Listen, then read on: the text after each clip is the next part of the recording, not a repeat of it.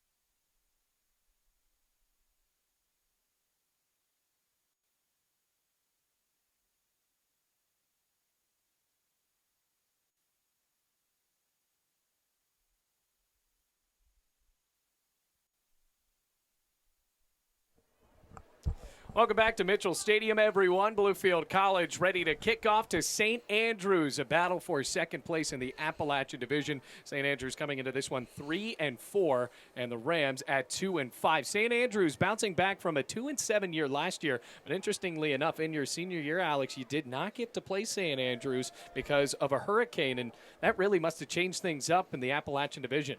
Yeah, absolutely. That was the year that they started changing the culture over there. So we were looking forward to that game. Unfortunately, we didn't get to play that due to the hurricane. So Bluefield College will start out on defense to begin this game. Rams looking for a big test today from their cornerbacks because you know that Deshaun Ferguson's going to try to thread the needle to both Jermaine Trotman as well as Kashard Owens wearing number 2 for St. Andrews today. Absolutely. Our defensive backs have a big responsibility this week, as well as our linebackers. Everybody just has to do their responsibility and take care of themselves, and they'll be good. Rams with a couple of clutch interceptions last week, especially one from Sean Kolb, who will get a start on defense today, the linebacker from Osborne Park in Manassas, Virginia. As the Rams run out onto the field, Tanner Griffith, the reigning Mid-South Appalachian Division Player of the Week on special teams, ready to kick it off deep. And one of those men back there, Jermaine Trotman, as well as Tyler Carr, the wide receiver. Rams in the blue, going left to right as Tanner Griffith puts the ball on the tee on the 35-yard line. Goes to the back in the blue jerseys. St. Andrews with the white helmets trying to return this one deep. Homecoming night at Mitchell Stadium, and Tanner Griffith is ready to go. Boots it deep down the left side of the field. Carr has it at the 3-yard line and dropped the ball. Picks it back up and runs on the left side parallel to the 5-yard line. Turns the corner at the 5, crossing the 10, now at the 15, and lowers the shoulder where Travis Clinch makes a tackle inside the 20-yard line, spotting him down at the 17, and that is where they will start. St. Andrews first down and 10, and that was almost disastrous there for St. Andrews on that return, but looks like we got a flag down, Alex. Yeah, absolutely. That play could have been detrimental, but somehow good blocking, and he got the edge and got some yardage. Personal foul, illegal blindside block on the receiving team, number 6. Half the distance to the goal. First down. Well, we're having a little bit of an audio malfunction. It looks like the referee is speaking through the twilight zone, but if you could hear that, an illegal block that pushes back St. Andrews even more inside the 10-yard line, and that's where the Rams will start. Kayshawn Ridgel getting the start as the nose guard today with the 2 defensive ends joining him, and Logan Hennett, a former linebacker, and Colin O'Donnell, the 26-year-old former veteran from upstate New York. And they push the ball back all the way to the 3-yard line. That's where we will see them set up. Ferguson, the quarterback, the first one we see today. Under center, first down and 10. Rams show blitz. Snap, handoff left side. Boy, Chris DeBerry put a helmet on him at the 3-yard line. No gain on the play. Chris DeBerry's always getting those big hits. You got a huge one there. No gain on the play. Second down and 10. Trevor McNeil got nowhere and actually lost his helmet, so the starting running back has to walk off of the field for one play. What a way to set the tone. Second down and 10 from their own 3-yard line. First play of the game, and the new running back that comes in is Kamon Bailey, who lines up right behind Deshaun Ferguson with a receiver on either end. St. Andrews second down and 10, where the Rams now showing 4 men on the line of scrimmage. Showing blitz, pitch out to the right, bobbled in the end zone by Tyler Carr, and he's upended by Tyrese Henry. Rams think they have the ball inside the 5-yard line, and it was determined that he was down. Boy, one heck of a start for Bluefield College's defense on these opening 2 plays. Yeah, defense came to play today. So they actually give him a yard there to the 4-yard line. Third down and 9. We've already ran off a minute of game clock here. Bluefield College looking to send St. Andrews packing on a 3-and-out on the first series of the game. There's a flag on the field. And now there's another flag as Ferguson still in as quarterback. Kamon Bailey still the running back beside him. And it will back up St. Andrews, so his microphone is not working, and I believe it was some sort of false start, and it's half the distance to the goal. So now it's third down and about 11 at the 2-yard line of St. Andrews. Boy, Bluefield would love a sack here as Ferguson lines up in the shotgun. A running back on either side of him as he adjusts his hand warmer. Claps for the ball on 3rd down and 11. Bluefield brings the house. Ferguson slings it out left, and it's underthrown. Great coverage there by Greg Amos. Looking for the receiver that time, running on the near side of the field. That was John Pinkney, and Pinkney never even turned around. A big-time 3-and-out to start the game. Absolutely. This puts them with great field position and gives Tyrese Henry a good chance to return the ball right here. Now the punter out is Carson Gibbs, a junior from Pamplico, South Carolina. Tyrese Henry with a chance to take this one to the house to start out the game. 13:33 left to go in the first quarter. Good snap to Gibbs, and he gets the punt off, and it's a good one that sends Tyrese Henry backpedaling near the 50-yard line, picks it up on a hop, and takes it into St. Andrews territory, spotted out at the 47-yard line. Great field position for Bluefield College to start out here, and you couldn't ask for a better defensive stance there. The St. Andrews Knights could get nowhere, and now Bluefield College don't have to go that far to score so far in this one. Yeah, absolutely. They're starting on the 46. That's always a good feeling when you run out of the huddle as offense and it's first down. It's already on the 46. So 1st down and 10. Bluefield College lining up with Aiden Wilder. Tavis White, the running back, to his left with 2 receivers on the right side. High snap, Wilder, handoff, White at the line of scrimmage, spins for a few extra yards. Ball popped out at the 40-yard line, and it's picked up by St. Andrews. Still running as he actually is down at that 47-yard line, and Bluefield College coughed the ball up on the first play of the game. It was recovered by DeWandre Crockett. So even after that great defensive stance, Bluefield College's defense does not get a break, and they're back out on the field. Yeah, that's the worst thing that could possibly happen right there.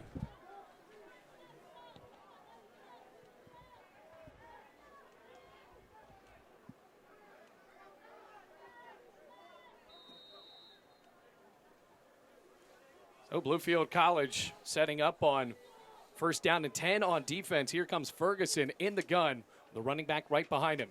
High snap, Ferguson fakes the pitch, drops back to throw, dumps it left. It's caught by Carr and bobbled, almost intercepted by Chris DeBerry, who nearly had it. And for Carr, wow, a rough start to the beginning of the game, Alex. He's bobbled a kickoff return, and now he's also bobbled that pass, and it was nearly picked off. 2nd down and 10 from their own 47. Yeah, that pass was definitely catchable. I think he was trying to take off running before because he had room. He just took his eyes off the ball. You got to give it to St. Andrews' offensive line. There wasn't that much pressure on Ferguson on a play that took a while to develop. 2nd down and 10 from the 47. Ball spotted at the right hash, brought Carr in motion, handoff him on the right side on a sweep, and he's stonewalled at the 50-yard line for a gain of about 3 yards. It'll be 3rd down and 7. The linebacking core was there. DeMarcus Wimbush leading the way, and they actually give him a better spot up to the Bluefield 49-yard line. 3rd and about 6 after the gain of 4. 12:45 remaining, first quarter. Still no score. Well, St. Andrews looking for another conference win coming off of a loss against Reinhardt. Playing at Mitchell Stadium for the 2nd time in their history. Both of these pretty young programs. 3rd down and 6. Ferguson in the gun. 2 receivers on the left side. Gets the snap, looks to the left, dumps it left, caught by Bailey. The running back crosses at the 45, now at the 40. Stutter step and lunges across the Bluefield College 35-yard line to the 34. That is good enough for a 15-yard gain. It also moves the sticks for St. Andrews. Well, you better believe for Bluefield College, it is going to be very key for them to not turn the ball over, because if I do say so, I think that St. Andrews might be a little bit more talented than Kentucky Christian. And the fact of the matter is Bluefield College turned the ball over way too many times and still got the win last week against Kentucky Christian. Yeah, absolutely. It's like week after week we're always having to talk about turnovers. 1st down and 10 from the Bluefield 34. Snap, Ferguson slings it left, caught by Carr near sideline 25. Stutter step at the 20 and bumped out of bounds by Greg Amos. Good enough for another 1st down. So they're trying to pick Bluefield apart on these little passes here. They haven't thrown the ball down the field yet. They've just been checking down in the flat. And so far in this drive, it's worked for St. Andrews. It moves the sticks again to the Bluefield College 18-yard line. Yeah, it seems like their slot receivers just getting out faster than our outside linebackers at the time. 11:40 remaining. 1st down and 10. Now Ferguson lines up in the double wing, bringing Carr in motion. Snapping a handoff to the fullback on the play, and he will get to the 15-yard line. That's Trevor McNeil, who lost his helmet on the first play of the game, and he's tackled there by the Bluefield College nose guard, Kayshawn Ridgel. That's second down. So that'll be second down at about 7 with a little over 11 minutes to go. It's always shocking to see a triple option play at this level. Right. But as a running back, I love seeing it. Well, now they drop back into the shotgun as Ferguson is paired with McNeil in the backfield. Receiver out on the far side, and Trotman, man in motion, handoff left side on his sweep, tiptoes for space across the 15-yard line, and the Rams gang tackle him there for a short gain. That was Ellis on the carry. Got about a yard. It'll be third down. 54, and that is third down. So third down here at Mitchell Stadium. Rams looking for another key third down defensive stop here in the first quarter. Forced a 3-and-out in the first drive, and then Bluefield College coughed it up on their first offensive play from the young running back Tavis White. One receiver out to the far side from Virginia Beach, Virginia, Jermaine Trotman. McNeil behind the quarterback Ferguson in the gun. Ellis in motion. Ferguson looks right, throws it right, and it skips in the turf. Fourth down. So after the incomplete pass, we will see the kicking team come out for St. Andrews. And a bit of a win there after St. Andrews got into the red zone. Oh, yeah, definitely. I mean, considering the defense has been out there for the entire first quarter. Right. Now they can finally take a breather. So with a little over 10 minutes remaining, kicker now out. It's Gibbs, also the punter. Got a decent punt off. We'll have to see if he can nail this 31-yarder from the left hash. Bluefield going for the block on 4th down and 6. The snap. The hold is a fake. Gibbs looking to throw, rolling out to the right. Still aiming for the sticks, and he got it. Wow. It was a good snap. Gibbs had the lane, and he got the angle to get the first down. First down and goal for St. Andrews. Good thing that was a fake because we had a great rush, and it looked like it was going to get blocked. I wonder if that was the initial play call, and you better believe it is with both of these teams already with losing records. They don't have that much to lose on the year, so why not run a fake? And Carson Gibbs did exactly that. And paid off. So instead of it being a 31-yard field goal, it's first down and goal from the Bluefield 6-yard line. And now we see the other quarterback, Casey Otto, the sophomore from North Carolina, takes the snap, fakes the handoff, pitches out to the left, ball's on the ground, and it's picked up by Ellis. And they actually call that an incomplete pass as he shoveled it forward. So it'll be second down and goal from the 7. I think that play was broken from the start. Yeah, it looked like the quarterback went to the wrong direction, but then just made up for it. Now second down and 6 to go from the Bluefield College 6-yard line. 9:34 remaining. Otto still in as the quarterback, wearing number 15 in a red zone package for St. Andrews as they go right to left here at Mitchell Stadium with the sun setting. Ellis goes in motion, right to left, handoff McNeil, and the fullback dive got nowhere again. Sam Kirtley fighting him down, and the whistle was finally blown. McNeil tried to pop out close to the 1-yard line. Instead, he's down at the 4 on a gain of about 2, or excuse me, on the 5 on a gain of 1. So third down and goal, another third down coming up for St. Andrews. They did not convert on the last one. It took them to the 4th down and a fake field goal to get to this position. It makes you think, is this 4-down territory already? Like I said, both of these teams don't really have a shot at winning the Appalachian Division. Just going to try to win games, so play to win it here. Third down and goal from the 5. Otto spins to the left, throws left, and it's incomplete. Man goes down. It's Trotman. Greg Amos on the defense. No flag. 4th down and goal. So Otto spun off of the play action.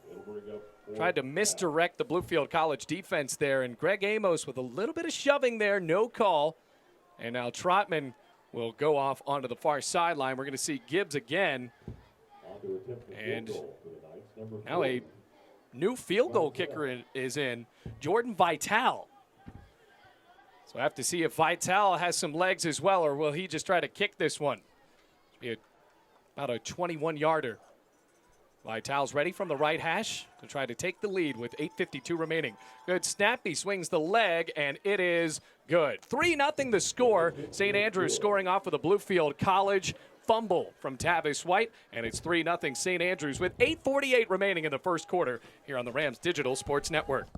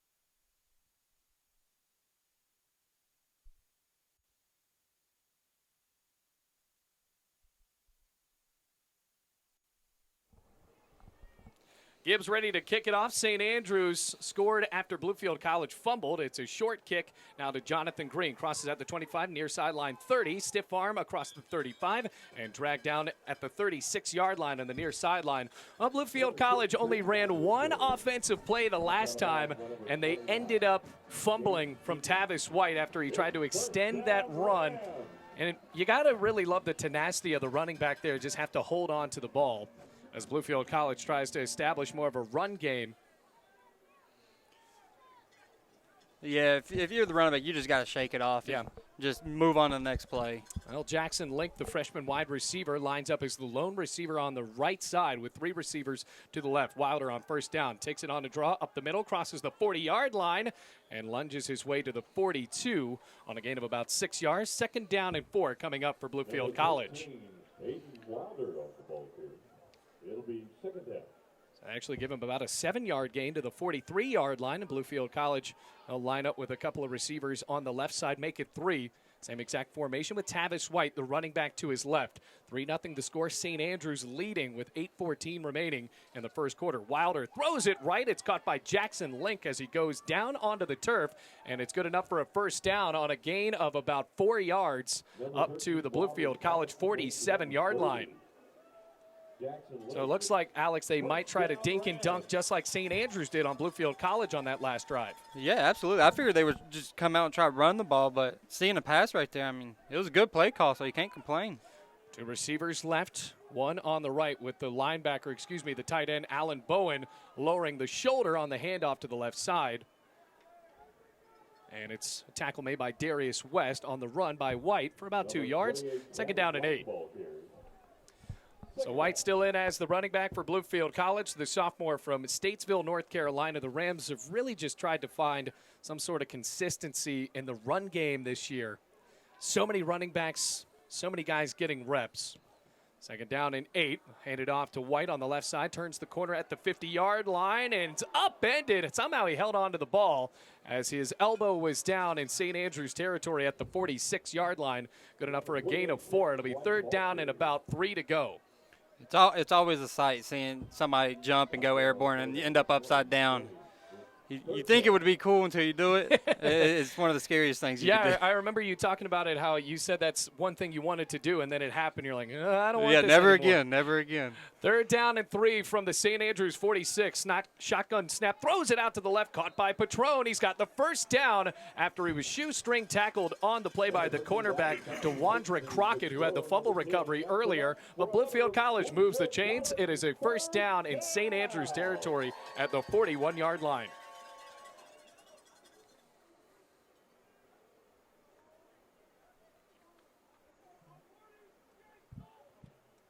So 1st down and 10 from the 41. Wilder in the gun again. 4 down lineman for St. Andrews. And off White as he dances across the 40 and is down at the 39-yard line. 2nd down and 8 coming up. Well, BC looking for a hold of 2nd place in the Appalachian Division.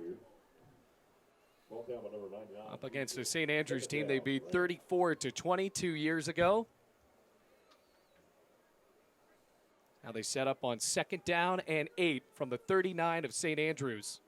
2 receivers out to the right, and Ben Mead as well as Lowell Patron. St. Andrews defensive backs are playing with a big cushion. That might be the reason for all these quick passes. As Wilder drops back and slings a screen on the right side, incomplete. It'll be 3rd down and 8. So the Rams also working with a few new wide receivers. Jaquan Ebron not getting the start today. Jackson Link, a freshman wide receiver we did not see at the beginning of the year. And also seeing Trayman Jackson get a considerable amount of reps. Lowell Patron has been really Mr. Do-It-All for Bluefield College. He's the wide receiver on the left side. 3rd down and 8, 5:44 remaining first quarter. Rams down 3-0. Snap. Wilder looks right, steps up, throws right. It's caught at the 30-yard line by Jackson, and he gets his way inside the 30 to about the 28-yard line of St. Andrews. First down after Justin Hector White made the tackle for St. Andrews. So getting closer to that red zone for Bluefield College. Now very close here, and you thought they would go to the run game, but now they're airing it out after Tavis White couldn't break off a big run. Yeah, like I said, look at the defensive backs. They're playing 6-7 yards off the ball. Although give it to White on the left side on the first down handoff, and he lost a yard back to the 28-yard line. B.J. Houston on the tackle for St. Andrews. 2nd down and 11. Oh, the wind's starting to pick up here at St. Andrews with that flag twirling right behind the goalpost. Bluefield College going left to right. Now 2nd down and 11. And the gun is White. Or excuse me, Wilder with White. Here comes the blitz for St. Andrews. Wilder flushed out to the right, still looking. Might tuck and run as he will across the 30-yard line. And he gets to about the line of scrimmage. Had to run a long way to not lose anything there. It's going to be 3rd down and long for Bluefield, very close to the red zone at the 20. Now they move him up a yard, about to the 27.5-yard line. I like how when Wilder was scrambling, his eyes were downfield the entire time looking for somebody to get open. Very elusive senior quarterback that formerly played at the FCS level. Now has 3 receivers out to the right with 1 to the left. Wilder looks left, fires left, and it's incomplete. Good defensive play there made by St. Andrews' Roderick Kirkland. And now it's going to be 4th down and 10. So Tanner Griffith comes out. This will be a long field goal. He hit a 44-yarder to win last week. And now just trying to tie it up here at Mitchell Stadium in this very open end zone with the wind starting to push out to the left. Number 18, Tanner Griffith on. So Griffith is out. This will be just around that 44-yard mark. Bryce Verbal, the holder. Dustin Barker, the long snapper for Bluefield, trying to tie up the game at 4:18 left to go in the first quarter. Verbal gets the snap. The hold is down. The kick is up, and it is wide to the left. No good. So Bluefield College drives down the field, and they come up empty after the 44-yarder is wide to the left. St. Andrews back on defense, or excuse me, on offense right now is Bluefield College. That defense looked pretty good to start out, Alex, but you know, they had a couple of 3rd down plays there and kept St. Andrews out of the end zone. The big play, though, was that fake from St. Andrews, and still the Knights weren't able to score. Yeah, defense is playing it very well for the most part. It's just those 3rd downs and that fake that you mentioned earlier. They're playing well. You can't complain. So now 1st down and 10. Otto throws to the right. It's caught at the 31-yard line. Lost the ball at the end, but they're going to just say it was incomplete. Kashard Cohens, the intended receiver, tried to turn upfield, and then the ball hit the turf. 2nd down and 10 coming up for St. Andrews.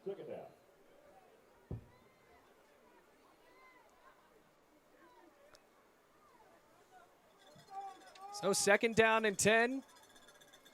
St. Andrews going under center once more. We haven't seen Ferguson since St. Andrews got into the red zone.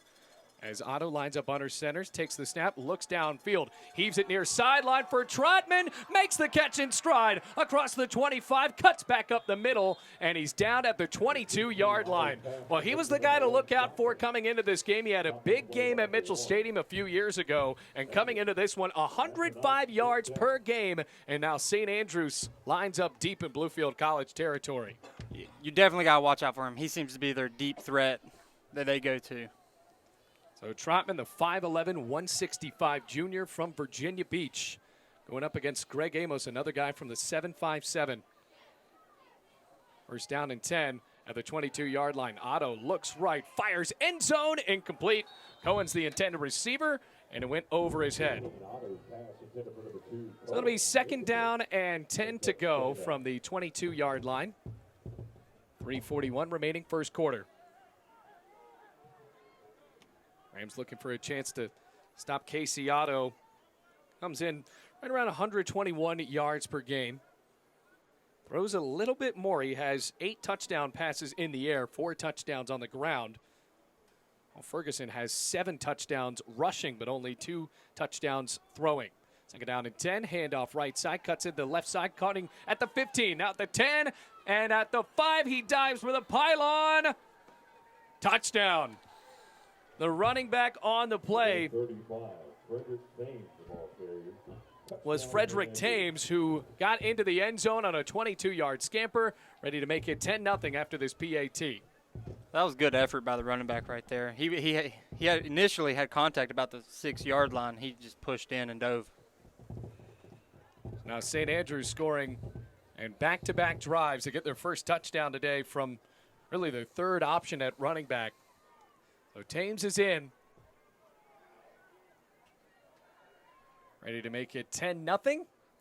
Snap is high, hold is down, and the kick is right through the uprights. 10-0 the score. St. Andrews leads on homecoming night here in Bluefield.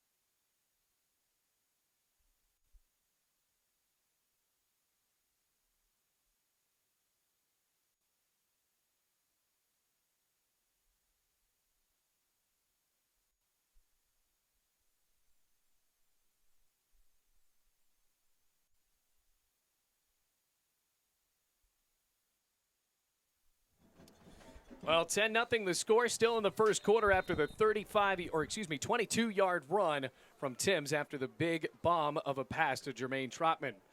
Kick from Gibbs down the field, caught and returned by Bluefield College's Jonathan Green. Now across the 30, trying to get a Tyrese Henry block across the 35, far sideline 40. That was a solid return from Jonathan Green, and Bluefield College sets up with favorable field position, now trying to move the ball. That first drive they had only was one play. Tavis White put the ball on the ground. And then on the last one, Tanner Griffith missed a field goal wide to the left. So BC back on the field. Aiden Wilder and Bluefield College trying to establish a run game, and they haven't been able to do that. But on a few of these short passes, the Rams were able to get up a little chunks on the field and moved very close to the red zone. So now they're on the field again, first down and 10 from their own 44-yard line. Spreading the ball out with 2 receivers to the right and 2 receivers to the left. Wilder in the shotgun, takes the snap, play action, slings it left, and Ben Mead is destroyed after that pass goes incomplete. Late flags come out, and I think that this one's going to benefit Bluefield. That was unfortunate there. Ben Mead getting hit really hard, and that might be targeting. Yeah, quarterback has to do a better job of looking out for the receivers right there. DeWandrick Crockett has already made big plays today. There are 2 flags on the field. And this is going to be a big call, and unfortunately his microphone has been malfunctioning the entire game, so hopefully we're going to be able to tell what happens here. Crockett is walking off of the field, and unlike Division I, we don't really have the benefit of replay. Personal foul. Target. Number 5 on the defense. That's 15 yards from the previous spot. Automatic first down. Number 5 is disqualified from the regular contest. So Crockett is disqualified. It's a 15-yard penalty. Bluefield College moves into St. Andrews territory, and Crockett is off of the field. So Ben Mead not on the field right now for Bluefield College, and understandably so. Yeah, that was a big hit. So first down and 10 now from the St. Andrews 41-yard line, as we hope that Ben Mead is all right. Lining up now with 3 down linemen. Play action. Wilder looks middle, throws left, wide open man, caught by Jackson Link. 10-5, touchdown. What a momentum change right there. So after the targeting penalty, Bluefield College connects with the freshman wide receiver from Mooresville, North Carolina. A 41-yard touchdown pass from Aiden Wilder, and the Rams have made it a 1-score game. Link was wide open. He had about 2 or 3 steps on the cornerbacks out there. Well, you're right, Alex. What a momentum change. Yeah, definitely a change of momentum right there from the penalty and the ejection to scoring a 41-yard touchdown. It's an offside penalty as Tanner Griffith boots it through the uprights anyway. I think this will get enforced on the kickoff. We have to wait to see the call here. If not, it's 10-7. Boy, these microphones are having a time today. Poor PA, man, it's not turning off. Penalty was declined, and Bluefield College has made it a 10-7 game. When we come back, the Rams are kicking off with 3:12 left to go, first quarter.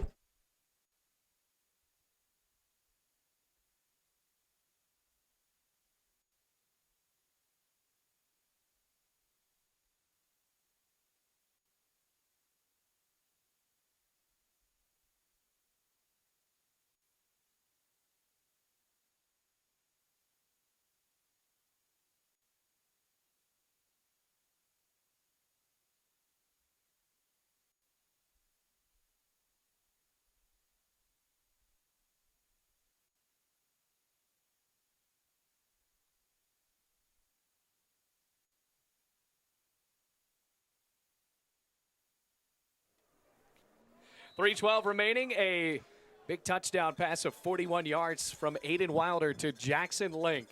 As Tanner Griffith steps up to the ball and boots it down the middle of the field. Trotman makes the catch at the 5-yard line, crosses the 10, now at the 15, near sideline 20, jukes his way, far sideline 25, in the middle of the field, and he's still spinning across the Bluefield College 35-yard line up to the 36. That man is dangerous, as Bluefield College will have to worry about D'ing him up on this defensive possession here, as St. Andrews comes out to the field with decent field position, considering that he caught that ball at the 5-yard line. So they'll start right around the 36. St. Andrews out of the field with a 10-7 lead against Bluefield College.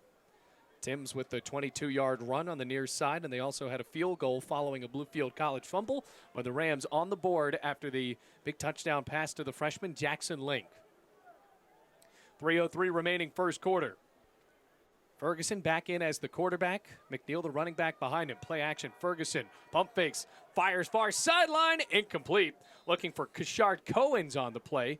And Tyrese Henry had the coverage for Bluefield College. Second down and 10 with 2:57 remaining first quarter. Been a pretty lively first quarter so far, though, Alex. Yeah, a lot of interesting things have happened. As Bluefield College tries to force the ball back into the hands of their offense here. Second down and 10. Defense has been strong, but Greg Amos trying to get back into the swing of things after giving up that big play to Jermaine Trotman. He's lined up on the near sideline. Second down and 10. Handoff left side, McNeil. No, they'll keep it on a draw and then pitch out to the left for Ellis. Near sideline 50, 45 Bluefield College territory. Ellis 25-20, 15, and Tyrese Henry drags him out of bounds close to the 10-yard line, looking for the spot. Have to see where the side judge spots him out, because there's 2 men there, and they will spot him at the 14-yard line. So a good idea by Tyrese Henry to finally shut him out, and really a good play to catch up with him. Had that play blocked perfectly on the triple option. For a second, it looked like it was going to be a bad play, because the quarterback was bobbling the ball on the mesh point and struggled to pitch the ball. Well, it worked out anyway for Abdel Aziz Ellis, sophomore from Jacksonville, Florida. First down, handoff Carr on a sweep right side, lowers the shoulder across the 10, and the tackle made by Banks for Bluefield, as well as DeMarcus Wimbush. Carr with a few yards on the play. Well, gets about 6. Get about second down and 4 to go. Get it second down and 3. With 2 minutes left to go inside the Bluefield red zone again, up 10-7. Big plays really the story of the first quarter for St. Andrews after the big pass to Trotman and then that little pitch out to Ellis. 1:50 remaining. Second down and 3 from the Bluefield College 7-yard line. Watson hands it off right side. McNeil cuts the corner at the 5-yard line and tries to hurdle his way into the end zone. He's got the first down at the 2-yard line. DeMarcus Wimbush helping get him down there as McNeil tried to get on SportsCenter with that play. He won't get on SportsCenter, but he's at least has the first down for St. Andrews. Tyrese Henry, the initial tackler for Bluefield, and you got to give it to Henry for bringing him down there. Now at the 2-yard line, first down and goal with under a minute and a half to play in the first quarter. Yeah, you never want to be that defensive player that gets jumped over. No. You watch it on film next week over and over again. Ferguson under center. Man moves out to the left, handoff McNeil. He's into the end zone. Touchdown. Trevor McNeil, that's his 9th touchdown of the year. Stops the clock at 1:06 remaining in the first quarter, and it's 16-7 with the PAT coming up. So another drive that is sparked by a huge play from Ellis. First it was Trotman, now Ellis, the slot back from Jacksonville, Florida. Now Vital is ready to make this a 10-point game once more. Waiting on the snap with 1:06 remaining, the PAT. Taking their time on the PAT. The snap is there. The hold is blocked, and it's loose. Bluefield College trying to pick it up for 2 points, and it's picked up by Henry as he runs out of bounds. So the Rams won't score points, but they keep one off of the board. With 1:06 remaining in the first quarter, the Rams trail by 9 instead of 10 after the PAT is blocked. Bluefield College getting the ball back when we come back on the Rams Digital Sports Network.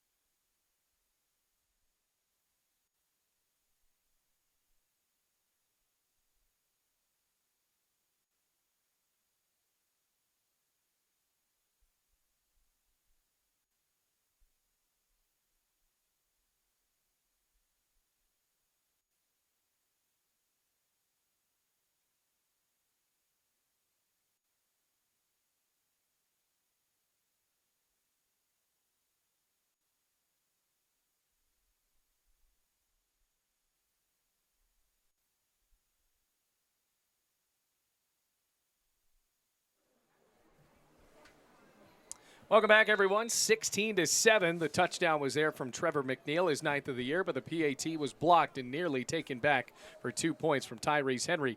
Gibbs keeps it low, and it's picked up by Patron across the 25, now at the 30. Hit hard, but hit forward up to the 38-yard line as Patron getting the return for Bluefield College. Usually we see Tyrese Henry doing that for BC. Instead, it's the wide receiver who will have to go back out onto the field. Jaquan Ebron back in as a wide receiver. We didn't see him in the first couple of drives for Bluefield College.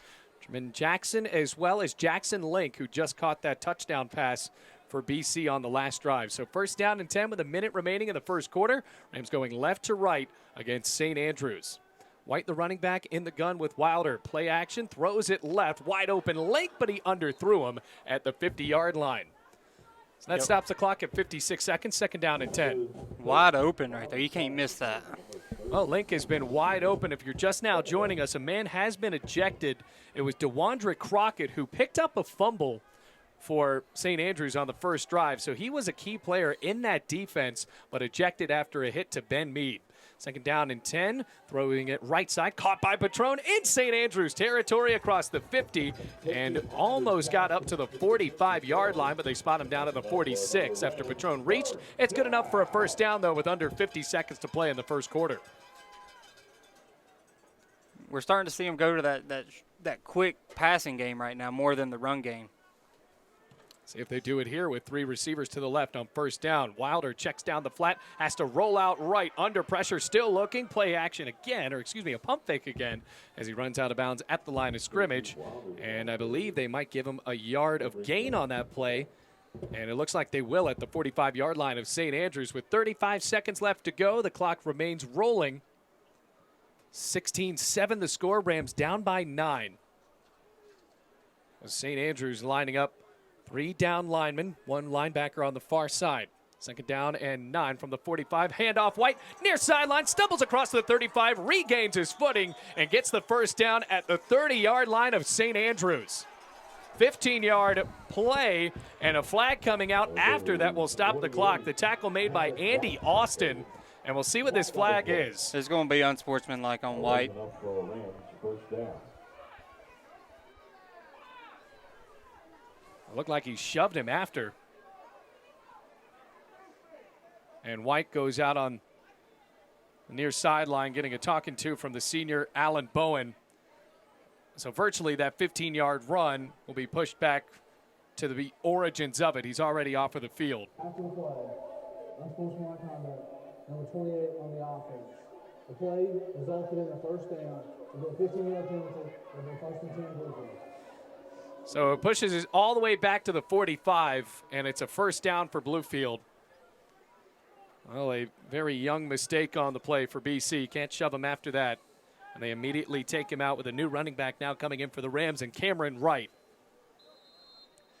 13 seconds. Have to see if the Rams will run a play as the clock starts to tick again. 8 seconds now. Wilder in the gun. 3 receivers out to the left. They don't seem to be in any hurry as Wright moves over to the left.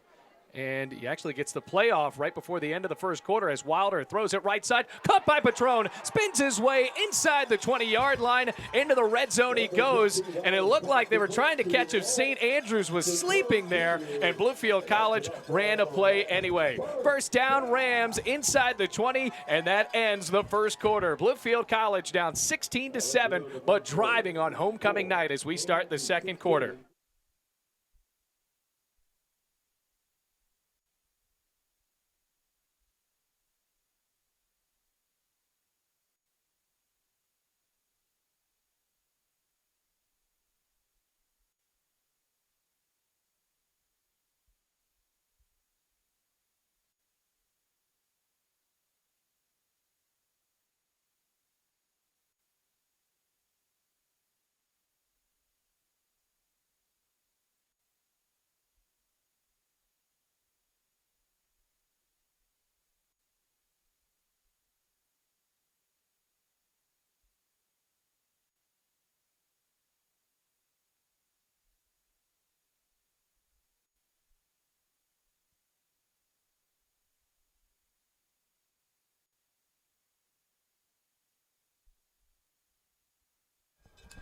So after the big play to Lowell Patron, Bluefield College sets up with favorable field position to start out the 2nd quarter at the St. Andrews 17-yard line, down 16-7.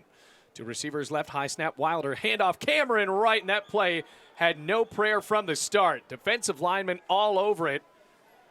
Leading the way, Darius West, as well as Jalen McFadden. And it's a loss of 2, and it likely could have been more than that, but they gave him the benefit of the doubt on forward progress. So 2nd down and 12 from the 19-yard line. And that's why they've been throwing the ball, Alex. Yep, we are in the red zone, so I expect they're going to try going to Patron right here. 3 receivers out to the left, Patron, the lone receiver on the right as Wilder steps up, slings it left, caught by Link, looking for blocks as he crosses the 20 up to the 16-yard line and a gain of 3. It'll be 2nd down and about 8 to go. That play looked like it was meant to be a fake because he threw the ball initially behind the line of scrimmage. Well, Link had the blockers on that bubble screen, but I haven't seen Wilder step up and throw it out like that before. Usually that's a play you see with set feet. Link with already 1 touchdown today. The freshman lines up on 3rd down and 8 from the 16-yard line. Rams down by 9. Wilder looks to the receivers on the right, rolling right, tucks and runs at the 15, now at the 10, 5, close to the goal line. Touchdown, Bluefield. What a run from the senior. 16-yard draw to the end zone, and Aiden Wilder once again makes it a 1-score game with a PAT coming up for Bluefield. Yeah, good decision by him to just keep that and tuck it and find the end zone.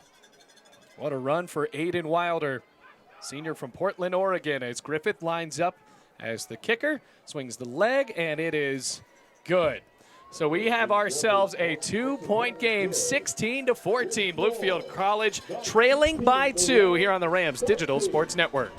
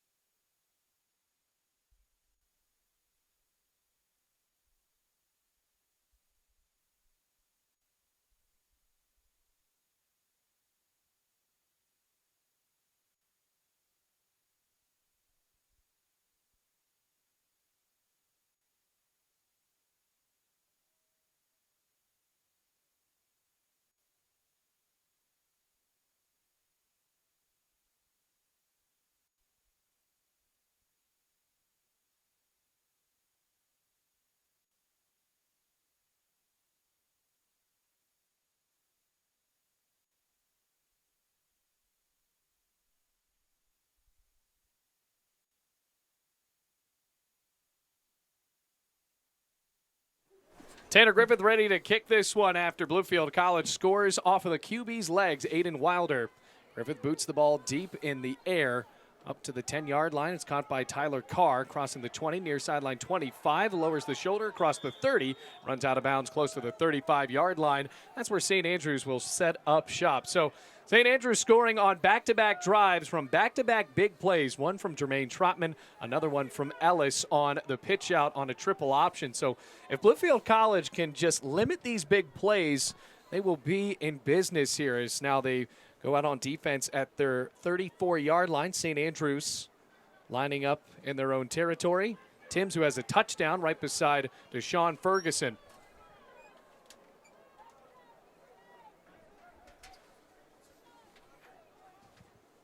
So first down and 10 from their own 34-yard line. 3 down linemen for Bluefield College.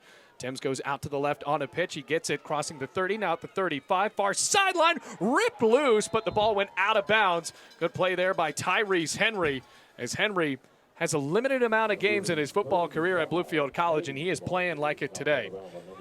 Yeah, he's one of those that's going to leave it on the field every single play. Now they're going to see where they spot the ball out at. The ball did come out. Henry tried to pop it loose, but it went out of bounds, so it will remain with St. Andrews. And it's going to be second down and 10, no gain.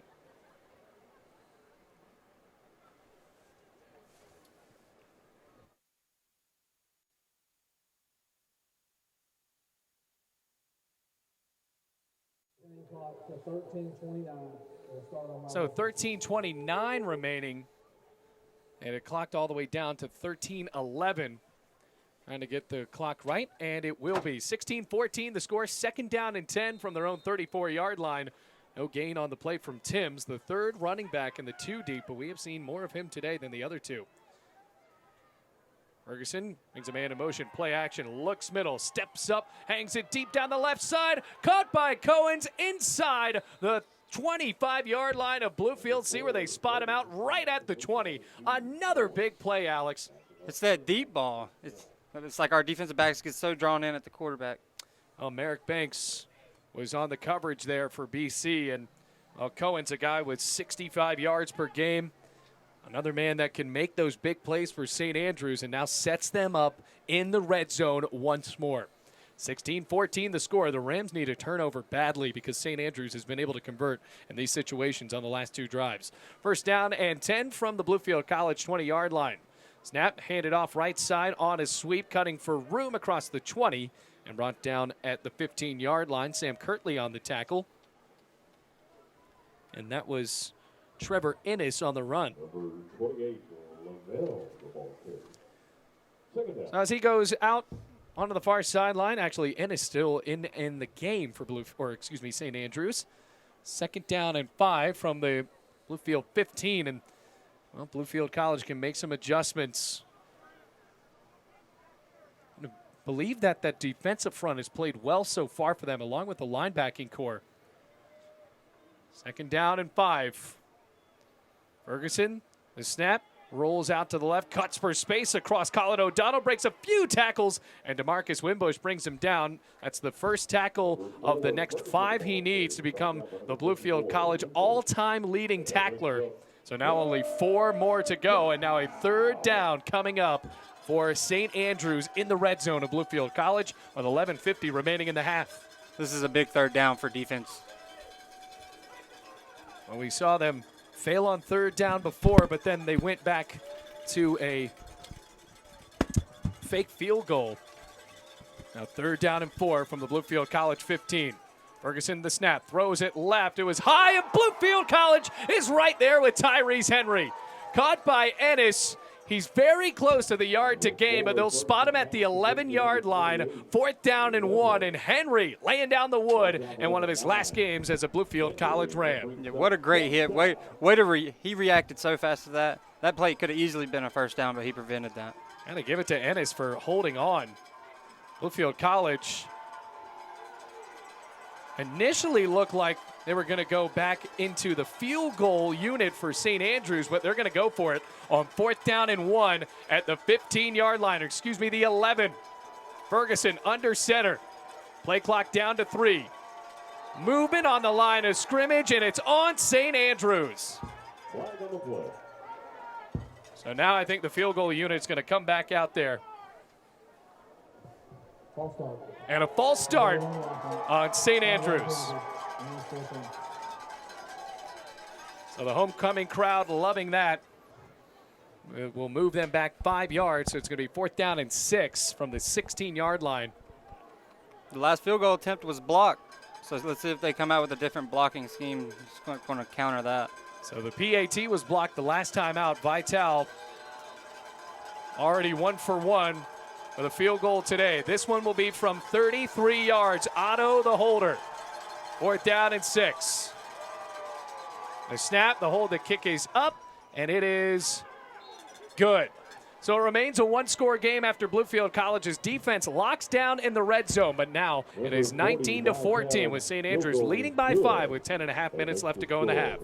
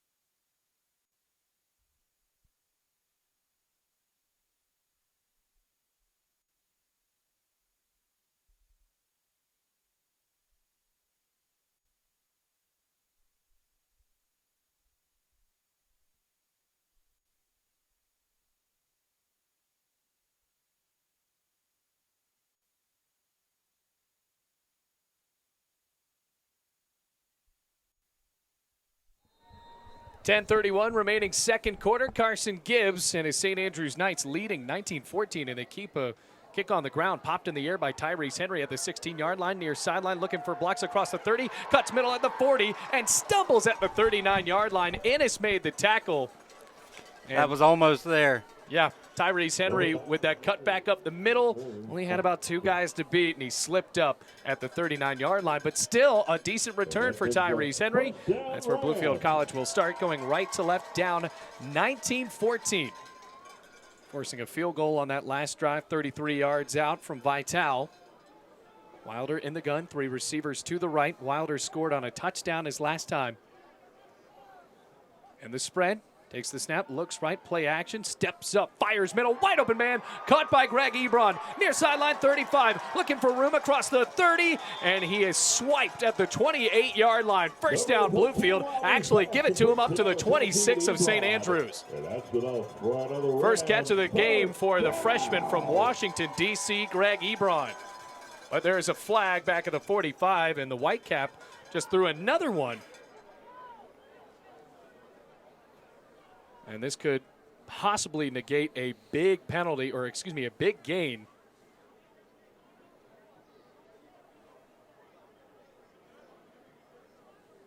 After the play, unsportsmanlike conduct, number 45 on the defense.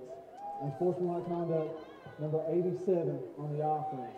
Those penalties will offset with the first down. So unsportsmanlike calls on both teams. It'll go on DeJuan Younger or Joyner. And then for Bluefield, Trayman Jackson. I didn't see anything that happened on that play, but I really wasn't looking. I think it happened. We're just trying to move down the field. Yeah. So first down and 10 from the 26-yard line of St. Andrews. A big gain for Greg Ebron. This could very well be a shootout here with 3 receivers out to the right. Rams getting close to the red zone again with 1 receiver on the near side, and Jackson Link. And the gun is Wilder. First down and 10. Handoff White, left side, can't turn the corner. And they're there immediately to get him on the play. It was Monte Williams. Second down and 10 coming up. 9:55 left to go. Rams have turned the ball over one time off of the first play offensively for them. They gave the ball right back to St. Andrews. Since then, it seems like everyone has been scoring on the ensuing drives. 9:40 left to go and ticking second quarter as Wilder drops back on second down. Heaves it past far sideline, end zone. It's caught. Was he in? Yes, sir, he was. Touchdown, Bluefield College. Touchdown, Lowell Patron. What a catch. What a catch. Lowell Patron, the star wide receiver for BC. And that's a highlight reel catch for the redshirt junior to give the Rams a lead. Diving, making the catch, and keeping 1 foot in still. Unbelievable. So for Bluefield College, taking the lead at 20-19, trying to make it a 2-point lead now. Griffin steps up, kicks it, and it is good. Touchdown, Bluefield College, and the PAT makes it 21-19 with the Rams on top here at Mitchell Stadium.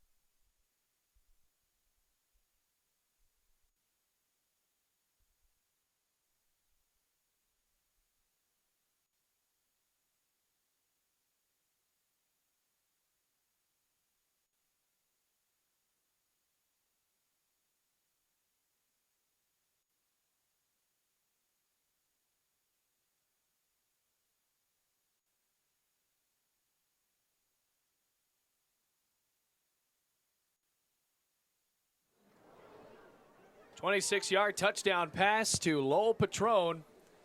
Another catch for him. Aiden Wilder now with 2 touchdown throws on the game, 1 on the ground. And Bluefield College leads 21-19 with 9:31 remaining in the first half. Tanner Griffith steps up to the ball on the kickoff and gets a beauty off to Tyler Carr. Caught at the 4-yard line to St. Andrews. Running in the near sideline, 20, breaks free at the 25, tight roping across the 35, and runs out of bounds very close to the 40. Well, this has been a showcase of decent returns today from both teams as St. Andrews sets up at the 40-yard line. We'll have to see if the defense can stop them here and force them out before they even get a chance to score, because on the last drive they went with the 33-yard field goal to up the lead to 5 points, but Bluefield College scored a touchdown on their 3rd consecutive drive.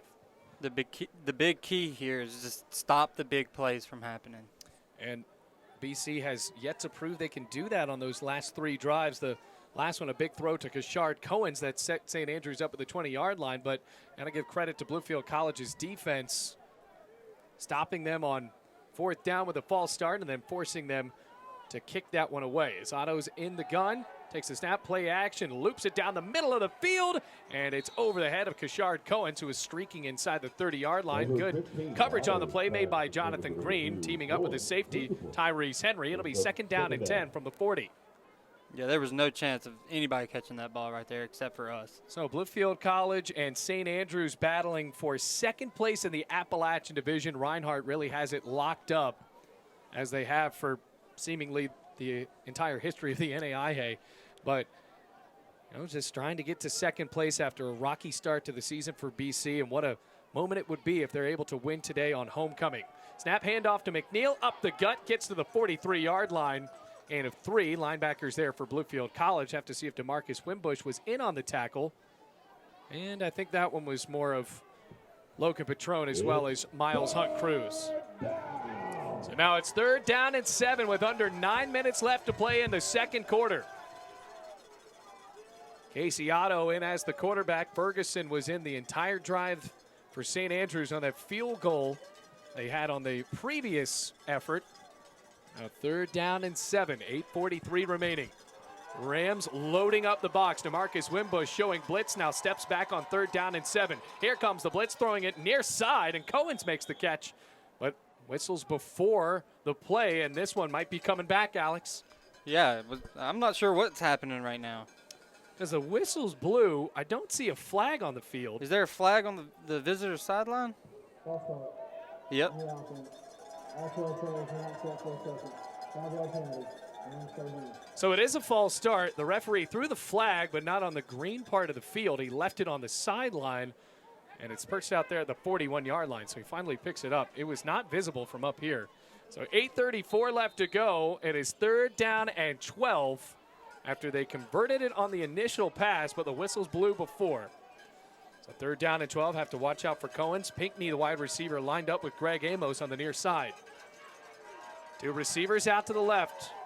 One of them being Jermaine Trotman. Rams showing blitz on 3rd and 12. Otto's back to throw. Dumps it left. McNeil makes the catch crossing the 40. Out the 45. Has the first down across the 50. Trucks his way for the first down. And Bluefield territory up to the 46-yard line. That was a tackle made by DeMarcus Wimbush. So now the magic number is 3 to become the all-time leading tackler in Bluefield College history. But I don't think that's his favorite tackle he's ever made because McNeil showed he was a grown man on that play. Absolutely. I loved watching that. He ran the ball hard, and I got to give him credit for getting that first down. 1st down and 10. They convert on 3rd down and 12. So now 1st down and 10 at the Bluefield College 46-yard line. Otto remains in as the quarterback. Tim's the running back behind him. Pinckney goes in motion, play action, drops back, slings it middle, caught for the first down. Now at the 25, near sideline 20, and Cohens will not be caught. Touchdown St. Andrews on a 46-yard dart from Casey Otto. And just like that, the Knights have the lead right back. It's going to be a shootout for the rest of this game, it feels like. Absolutely will be for Cohens. That is his 6th touchdown of the year and his longest reception of the year, actually, at 46 yards. Now for Bluefield College, trying to see if they can block this PAT. It's now 25-21. And it appears that the Knights are going to go for 2 on this one to try to go up by a clean 6 points. Now, at this point, I figure that's probably the way to go, especially if there is a chance you miss the PAT. So they're going to go for 2. Otto under center. McNeil goes in motion. Otto dumps it right, and the 2-point conversion is good. Carr makes the catch, and now it's 27-21. So the Rams took the lead, but on the ensuing drive, the Knights snatched it right back in this battle for 2nd place in the Appalachian Division. A shootout brewing at Mitchell Stadium, 27-21, as St. Andrews takes the lead with 7:32 remaining in the half.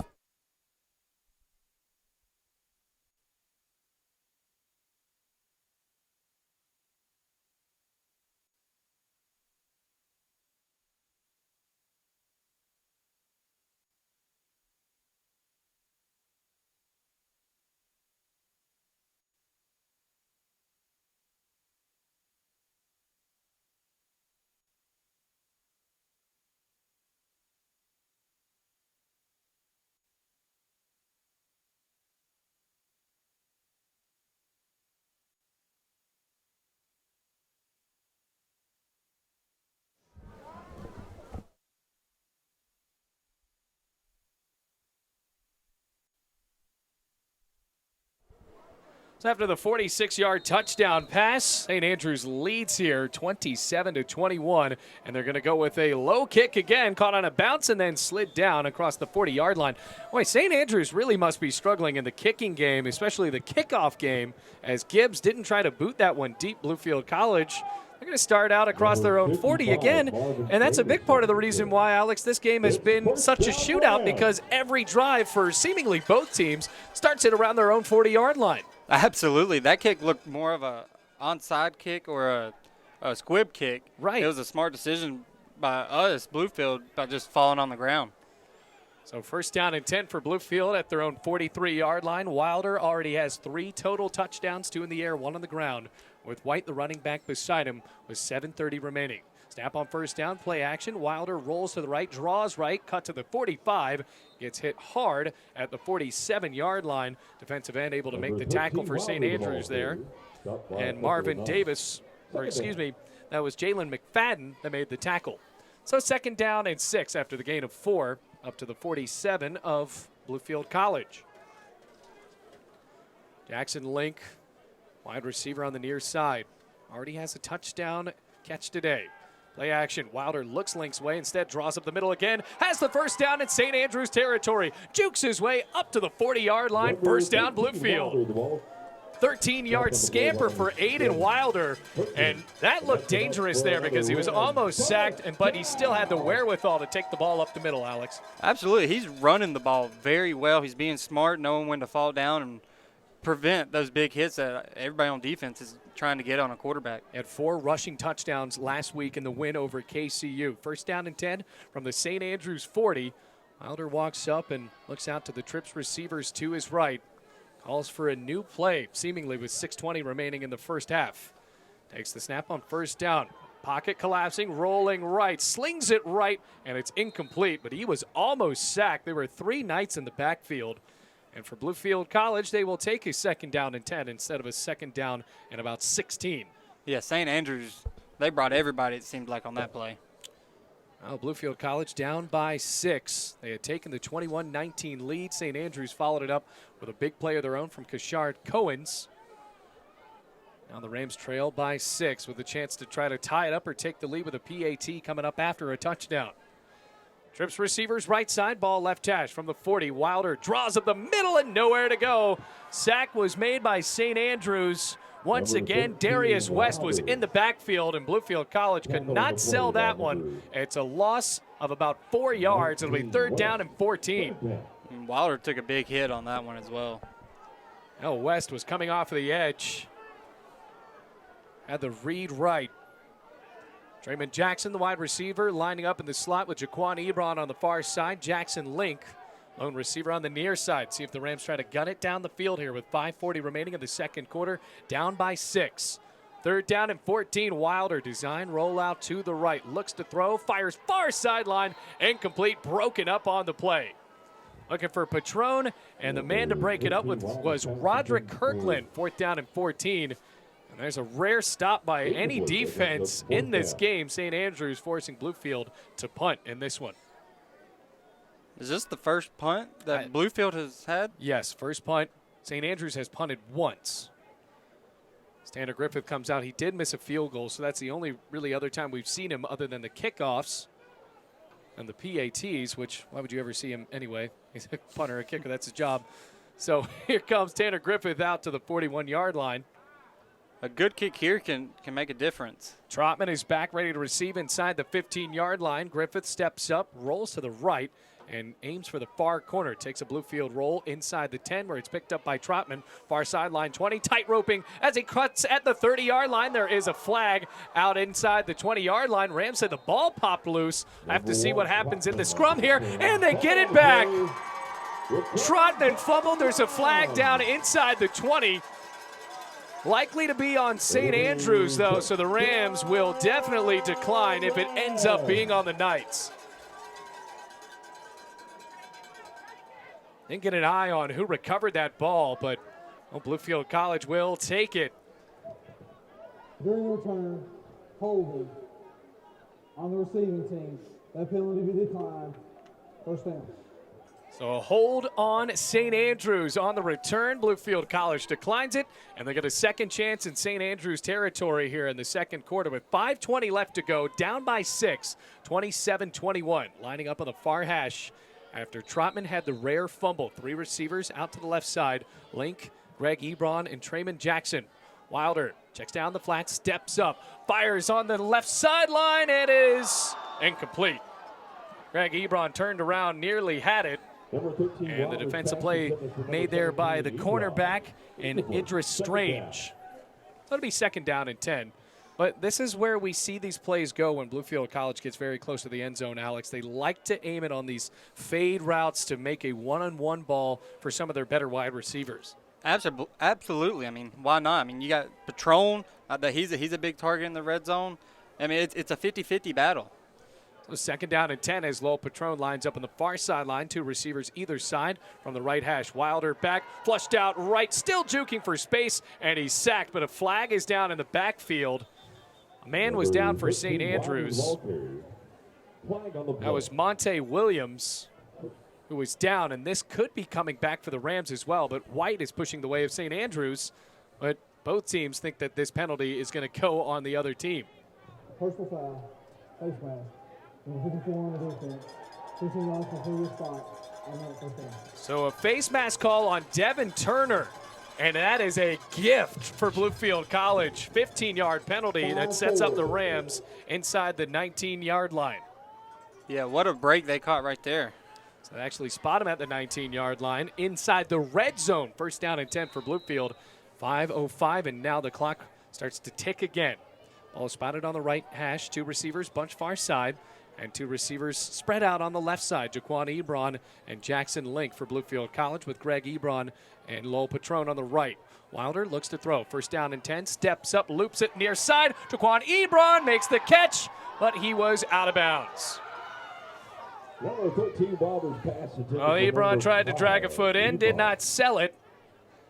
Now with Well, 4:44 remaining in the second quarter, second down and 10 from the 19-yard line. Bluefield getting the ball, trying to tie it up and take the lead on a touchdown, down by 6. Getting the ball after Trotman fumbled on a punt return. Like you said earlier, they're trying to get that one-on-one deep route, or trying to get that jump ball in the end zone. Second down and 10. Handoff. White goes up the middle, and he's twirled down after a few yards on the play. It's about to the 17-yard line. Late shove, and nothing was called there. So White has been the only running back for Bluefield, and he's a little slow to get up. Cameron Wright, the running back, actually the other guy to get some reps as White runs out to the sideline now. So Cameron Wright comes in. Tavis White goes off. Third down and 8 coming up for Bluefield, down by 6. Now at the 17-yard line of St. Andrews, trips receivers to the left as the Rams try to take the lead.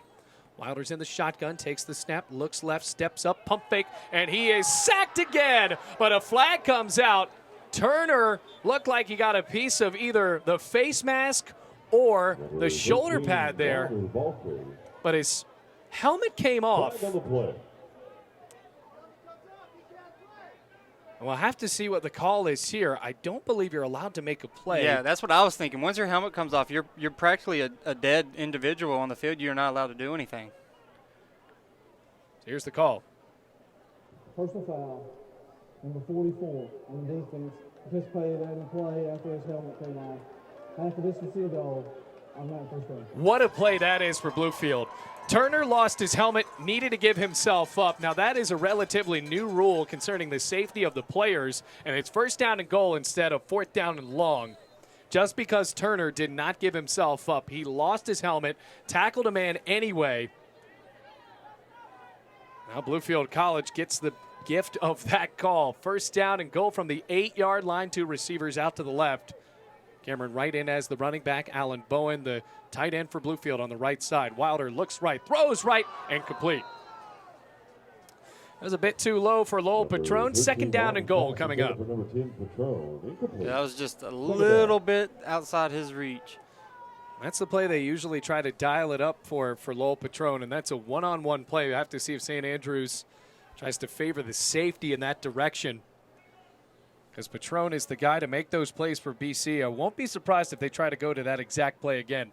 3:35 remaining second quarter. Second down and goal. Wilder steps up, looks to throw, throws it left, and it's dropped by Jaquan Ebron.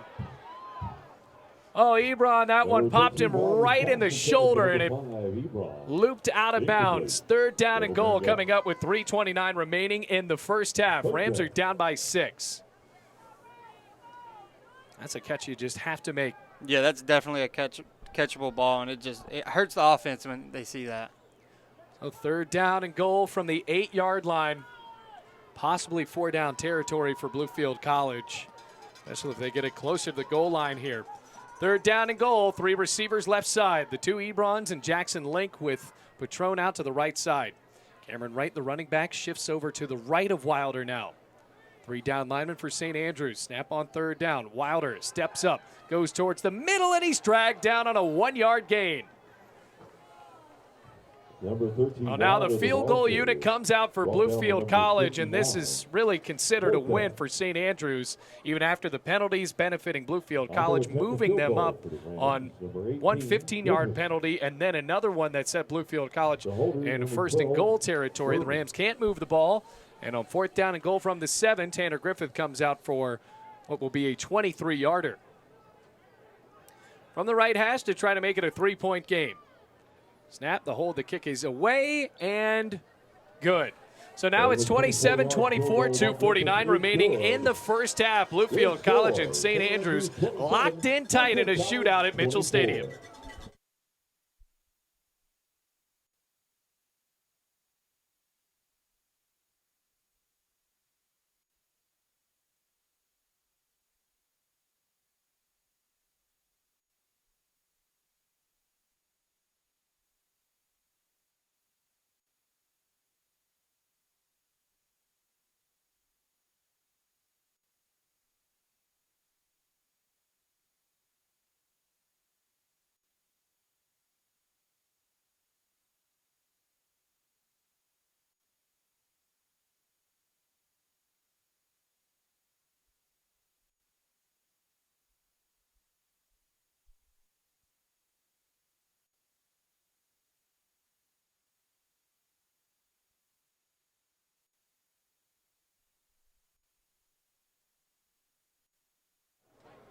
So Bluefield College scores after a 23-yard field goal is hit by Tanner Griffith, the junior from Gloucester, Virginia.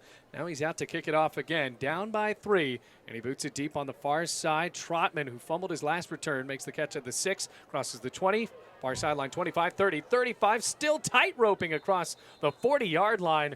And this has been a return combine today on the kickoff end at least, and St. Andrews has great field position to start out once more. Have to see if Bluefield College can stop the big play.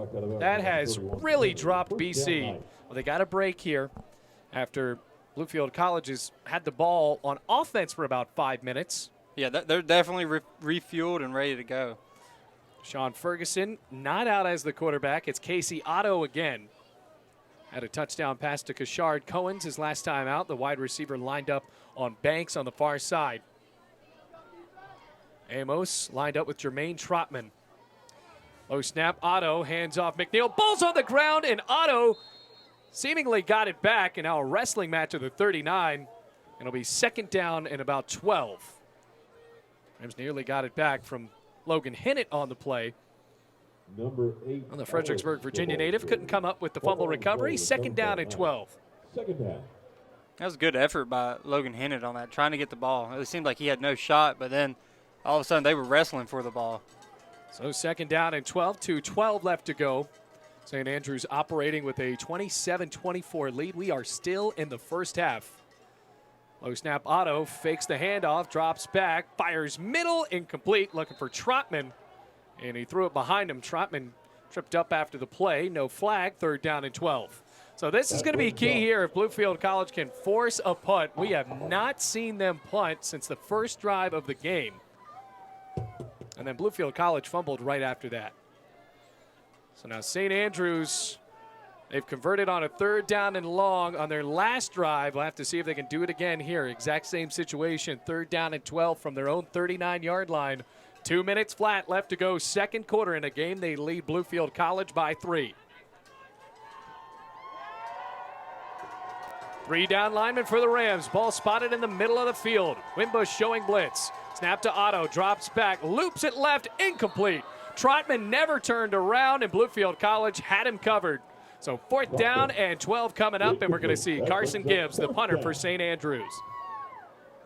Yeah, that looked like it was just a miscommunication because he threw it fairly early, but it looked like the receiver was going to run a deep route. Yeah, Trotman was trying to beat the safety on the play. He's been the deep ball threat in this game. Kashard Cohens was not targeted on that last drive, so it's a 3 and out. Tyrese Henry back out and calling for a new man to come in to try to help them on this special teams effort. Minute 56 left to go in the half. Rams down by 3. Gibbs takes the snap, trying to get the block, and Bluefield College can't get there as Henry makes the catch and dropped it. Ball is loose, and St. Andrews recovers on the muffed punt. That is not a good thing. Not at all, as Tyrese Henry makes that rare senior mistake at the 21-yard line. So the first punt since the first drive of the game. And Bluefield College with the muffed punt. Tyrese Henry has to stay on the field as the safety. Now St. Andrews, after a disappointing 3 and out, gets the ball right back close to the Bluefield red zone with a minute 47 left to go. So that's a big swing right there. Otto lines up as the quarterback. Trevor McNeil, the running back who has a touchdown today, is behind him. Gashard Cohen's the wide receiver on the near side. Trotman, the wide receiver on the far side. First down and 10. Snap to Otto. They're going to run it on a reverse. Trotman looking to throw, running parallel to the sideline, cuts back up, breaks a tackle. Still looking as he's juking now. Still not down, cutting at the 20, 15, 10, 5, close to the goal line. Is he in? Touchdown, St. Andrews. Oh my goodness. I can't even comprehend that play. There were so many jukes going on, so many ankles being broke. What a run. 21-yard run for Trotman, but that really doesn't do it justice as he's down now in the end zone. A spectacular play. It was only 21 yards, but he ran about a mile to get those 21 yards. And now we'll take a break here. Trotman down in the end zone. The score, 33-24, St. Andrews scoring on the first play after the muff punt.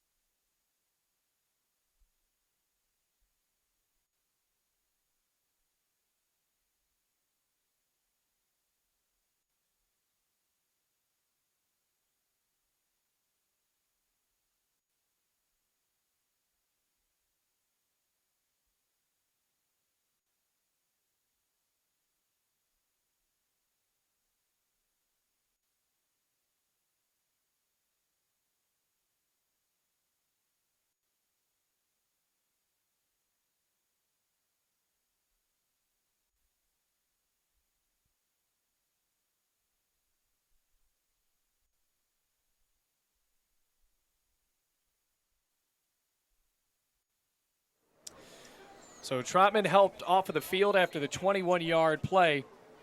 And now they will go for two once more, leading 33-24. Otto under center, McNeil, the running back behind him.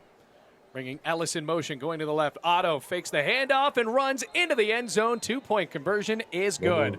35-24, St. Andrews takes a two-score lead again with 1:31 left to go in the half. Bluefield College getting the ball right back, but St. Andrews capitalizing off of the muff punt.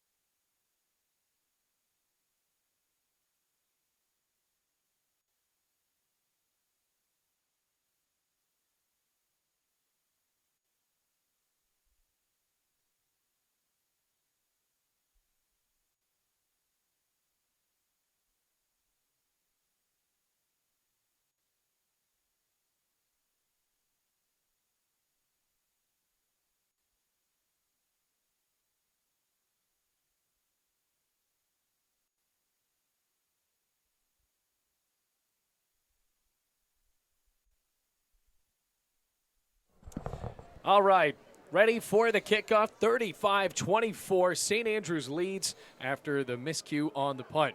So Tyrese Henry trying to make up for that now as he has it at the 25, now at the 30, 40-yard line, 45, almost breaking free across the 50. Another good kickoff return, and Bluefield College sets up shop dead at the 50-yard line with a minute 23 remaining in the half. The streak continues. It seems like every kick return is going to the 40 to 50. That's probably the best one we've seen all day as Tyrese Henry takes it right to the 50-yard line. Both teams not kicking the ball extremely deep, but especially not St. Andrews, who has squibbed a few kicks in the first half. So it's 35-24. Rams are down by 11 points, trying to score before half, and they get the ball in the second half. High snap, Wilder, play action to Tavis White, steps up and throws right side, right behind Lowell Patron.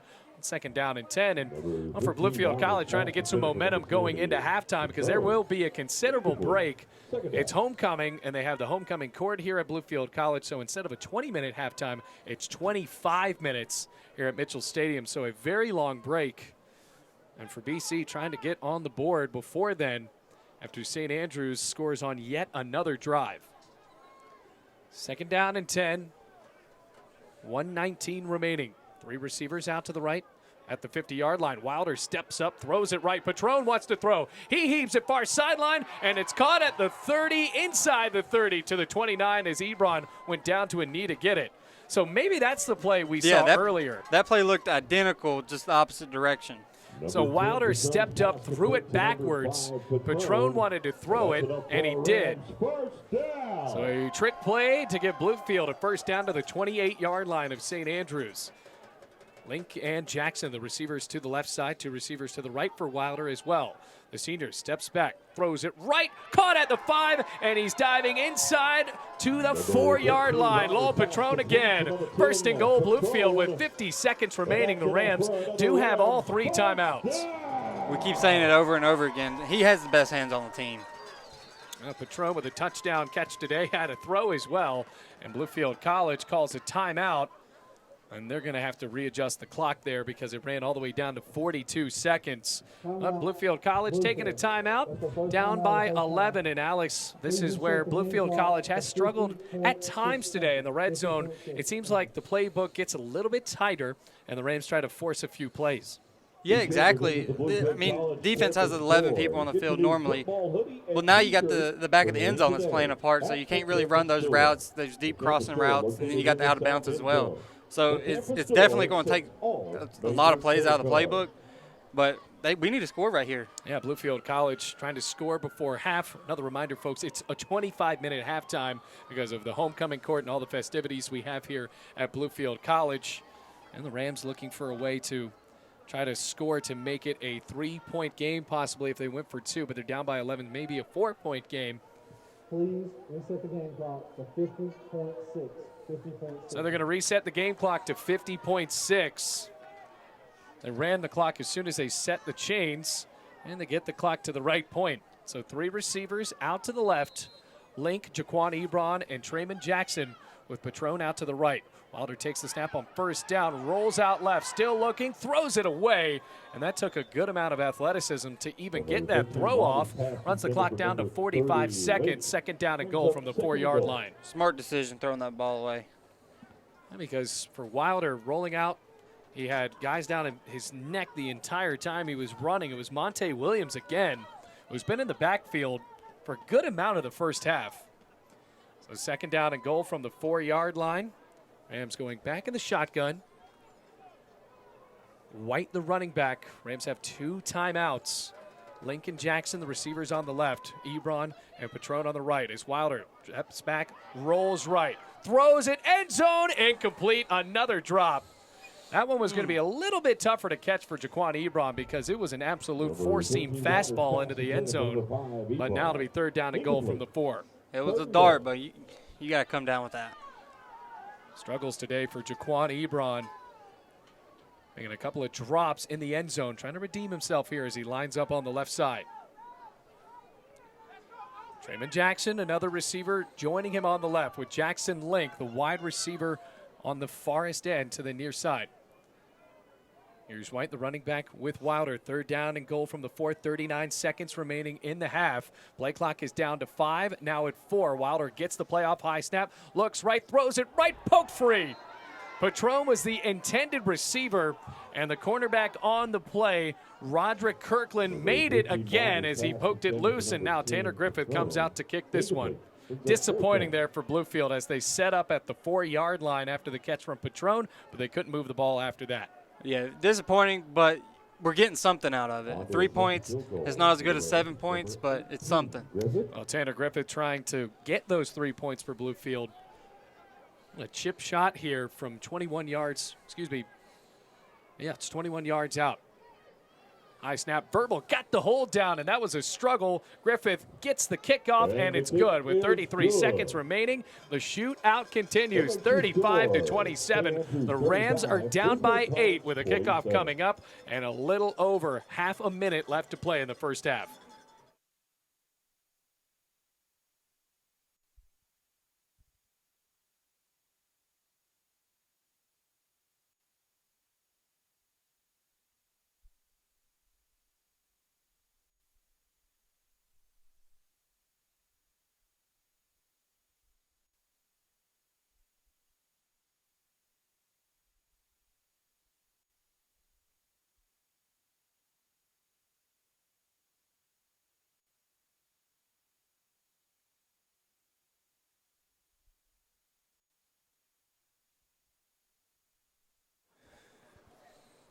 Bluefield College out to kick it off, and we were talking before we got back on air. We have to make sure that this is going to be a good kickoff from Tanner Griffith.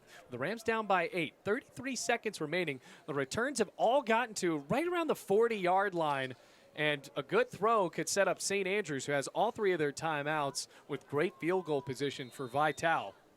As Griffith steps back, looks on either side for his kickoff team and steps up to the ball and boots it high in the air, not deep. Now at the 21-yard line, caught by Timms, cutting at the near sideline. 30, has blocks across the 40, 45, 50, and runs out of bounds in Bluefield College territory.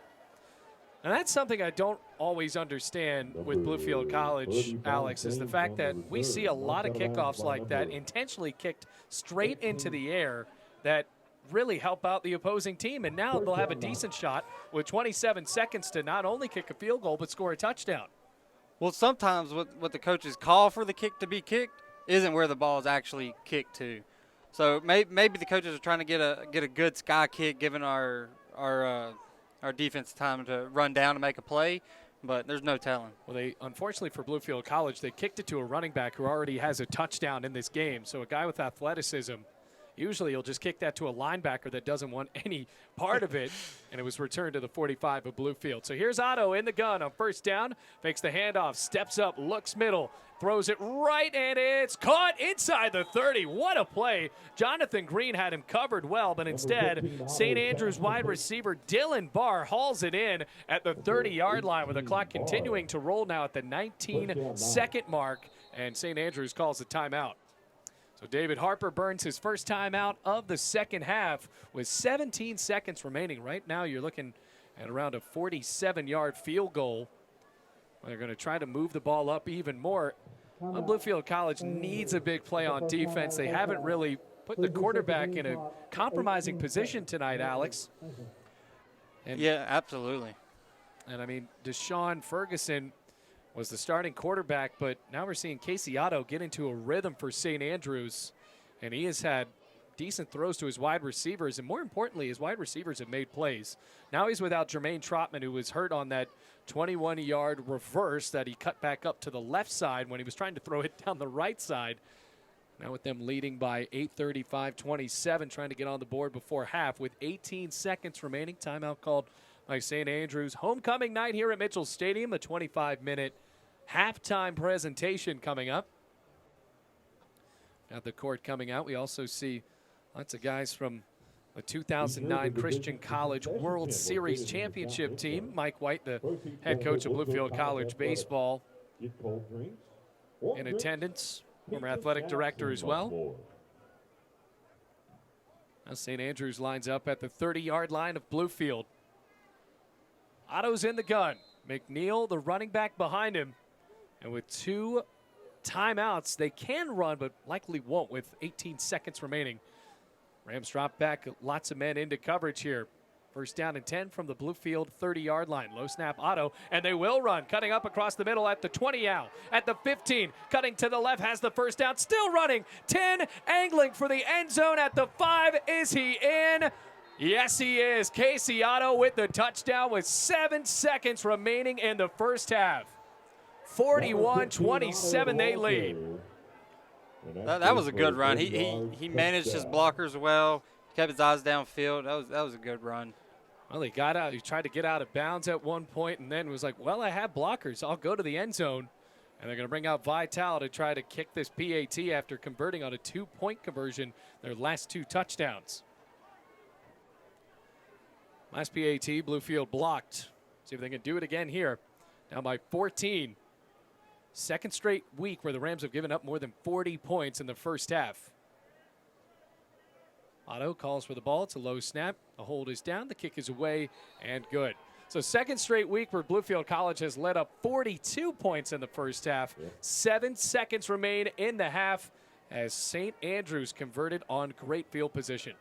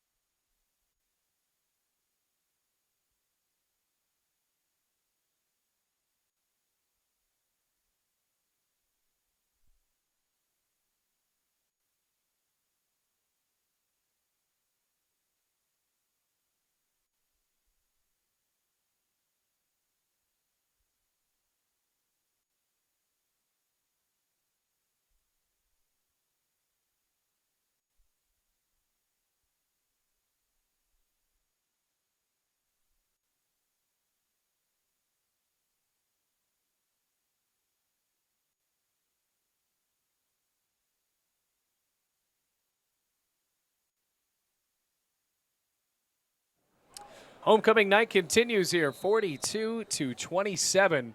Bluefield College scored a field goal with 30 seconds remaining, and still St. Andrews was able to score on a squib kick. It's nearly recovered by St. Andrews. Rams fall down on it at their own 35-yard line with 4 seconds remaining, down by 15 points. Likely to go into halftime with that exact same score. We'll have to see if Bluefield College concedes here, but these big plays, Alex, have absolutely crippled Bluefield on the defensive end. Yeah, it's just the big plays. It's like we're playing well for like 6 or 7 snaps, and then that one big play goes, and then it's just downhill from there. I think a big turn of events, unfortunately for Tyrese Henry, was that muff punt.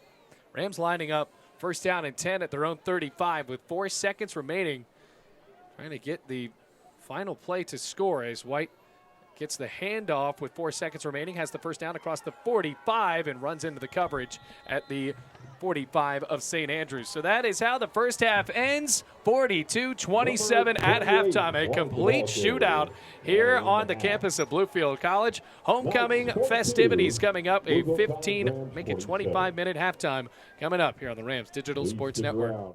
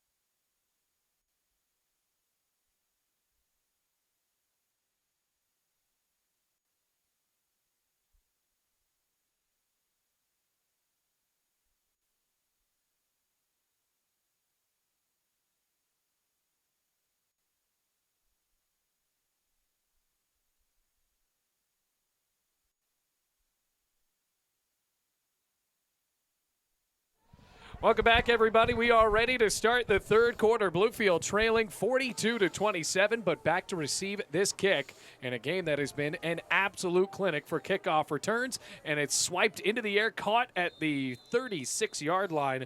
Making the catch that time for Bluefield College was Mickle Banks, the freshman from Ottawa, Tennessee.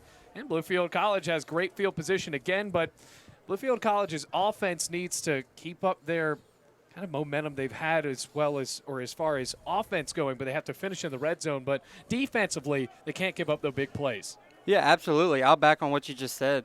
The offense is having one great play, 40, 50 yards, but then they're dying down.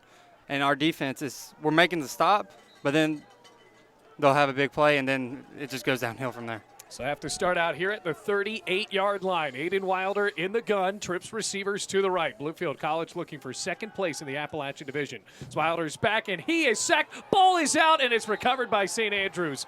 West made the sack, and the recovery was made by St. Andrews' B.J. Houston. So just like the start of the first half for Bluefield College offensively, they fumble on the first play, and now the defense has their back to a wall here inside of the 30-yard line. St. Andrews sets up shop very close to the red zone. Yeah, this is not good. I say it every week, the three main important plays are the three plays right after halftime. And it's not looking good so far. Well, the first one, they fumble as Casey Otto comes out.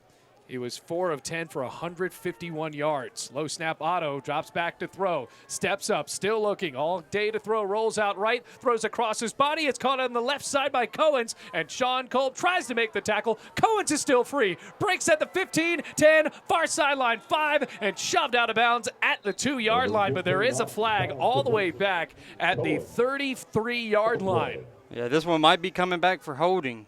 But still, Kolb has to make that tackle. We have seen today where St. Andrews has really ripped apart Bluefield on missed tackles, but it is a holding.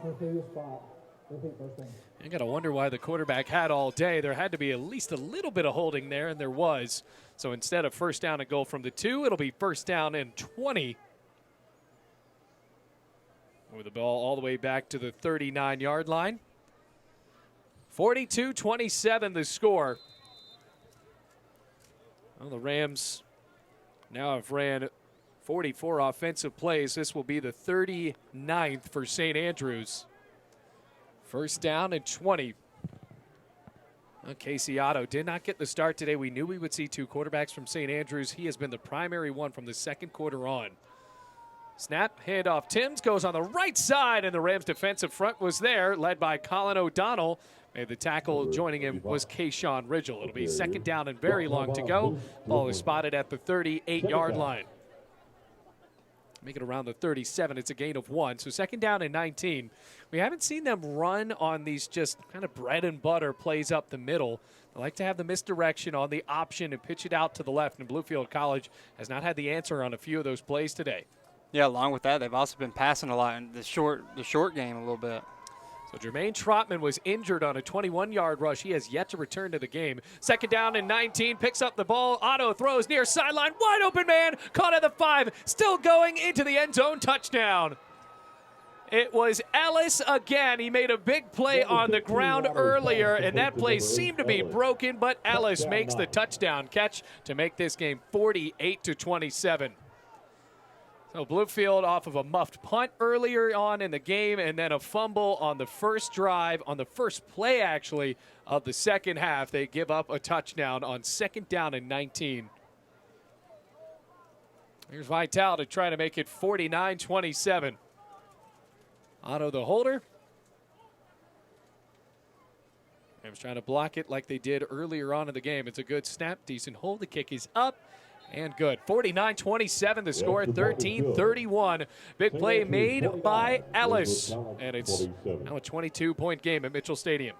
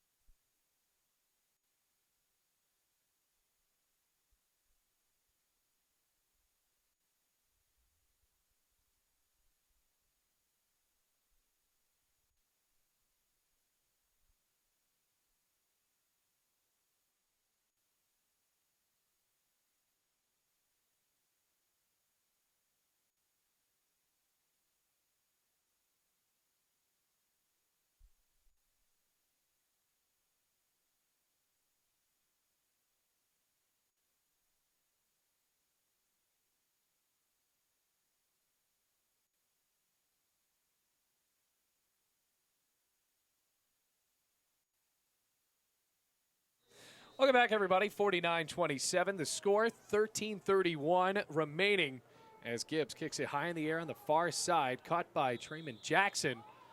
And he fair caught it at the 24, and that means it'll move it up to the 25-yard line. So Bluefield College starting out with good field position.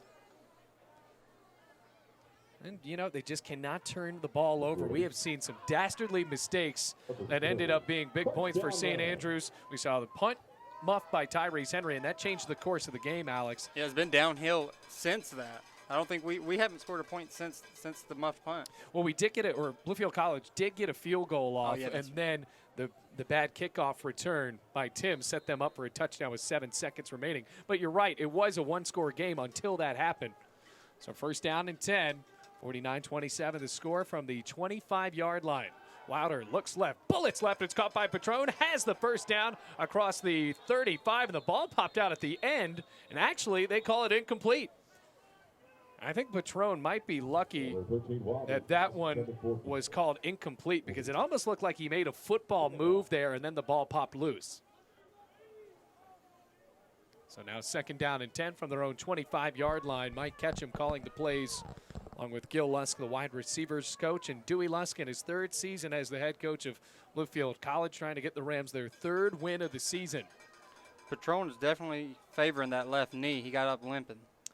Not a good sight for Bluefield College. Already has a touchdown today. Second down and 10. Low snap. Wilder has to roll out right. Still looking to throw. Far sideline and just starts to jog out of bounds at the 28. So it's a gain of 3. Third down and 7. And we saw in that first half, Alex, where both teams really just teeter-tottered with touchdown after touchdown, field goal after field goal. And unfortunately, it looks like Bluefield College, unless they get this third down and 7 here, that pattern is kind of broken up. Yeah, absolutely. The first half, it was a shootout. They were scoring left and right, but it seems like St. Andrews just kind of taking a lead on that, especially we need this third down right now. Third down and 7. Wilder looks left, pump fake, now has to go up the middle, and he is sacked at the 25-yard line. St. Andrews got up almost like they recovered a fumble, but Wilder went to the ground. Now has to go out onto the sideline. Bluefield College trailing by 22 and forced to punt after the 4th down is now in effect. 4th down and 9 from the 26. Did not see Tanner Griffith punt that many times in the first half. Well, Jermaine Trotman back out onto the field for St. Andrews. Remember, it took him a while to get up after he had the highlight of the game on a 21-yard reverse. 12:20 remaining third quarter. Low snap, Tanner Griffith gets the punt off, and it's a low spiraling punt on the near side and drops out of bounds near the 35-yard line. And they spot it out at the 34 of St. Andrews. So Bluefield College, this defense needs a stop. And what we saw to start the game, they really set the tone on a 3-and-out. And then Bluefield College fumbled on offense. Tavis White dropped the ball on the initial play of the game for Bluefield on offense. And then since then, the Bluefield College defense really hasn't been able to stop them because of the huge plays that happened after. Oh, yeah, absolutely. Our defense started off good, and it seems like they went downhill, and then we'll see some up jumps here and there. Right here's a fresh start. They got good field position, good stop right here. Have to watch out for the wide receiver as Otto hands it off on the left side. Ellis turns the corner at the 35, dances at the 40 now, and runs his way close to the yard to gain. I think he's going to be about a yard short at the 44-yard line of St. Andrews. Sean Cole made the tackle. It's a gain of 9, second down and 1, running the clock inside of 12 minutes to go in the third quarter. 49-27 with St. Andrews going left to right on homecoming night here at Mitchell Stadium. So second down and 1. McNeil in as the running back. Maybe a short yardage go ahead here for the big running back who scored already today. Otto going under center. Man goes in motion. They'll hand it off to McNeil, and he is right at the line of scrimmage and then lunges forward to get about 2 or 3 yards. Good enough for the first down up to the 47 of St. Andrews. Linebacking core there for Bluefield, but it moves the chains for the Knights. So a battle for second place, and very interesting what's going to happen in this next week for Bluefield College. Those of you who don't know, Cincinnati Christian has canceled the rest of their season. That school will be closing at the end of the semester, and they have decided to forego the rest of their football season. So right now for Bluefield College, this is the last scheduled game at Mitchell Stadium, but we could be expecting a new game in about 2 or 3 days. First down and 10 from the 47-yard line. Otto under center. Fakes the handoff to Timms, pitches left McNeil on the far sideline. That's Ellis, actually, at the 50-yard line. Cuts across the Bluefield 45. Well, there is a flag down at the line of scrimmage, and Tyrese Henry thinks he knows who it's going to go on. Haley Engel, Alex Martin on the call for you here. Rams Digital Sports Network homecoming night, and a big flag coming up with St. Andrews up by 22. Illegal blocking back. Number 35 on the offense. 10 yards from previous spot. 15 first down. So Timms blocked in the back on that play. It's a 10-yard penalty. It's going to be first down and very long. And That's a break for Bluefield right there. A bigger break would be some sort of turnover here. You got to get it to St. Andrews for the ball security, even on some of these pitches that have looked a little dastardly at times. Casey Otto has still threaded the needle. Ferguson put one on the ground early in the game. Yeah, ball security with any team that pitches the ball. I mean, the key for a defense is to make them pitch the ball, and they've handled the ball very well. First down and 19, now set up at their own 38-yard line. Handoff Timms up the gut, and Bluefield was there. Colin O'Donnell leading the defensive front with Miles Hunt Cruz.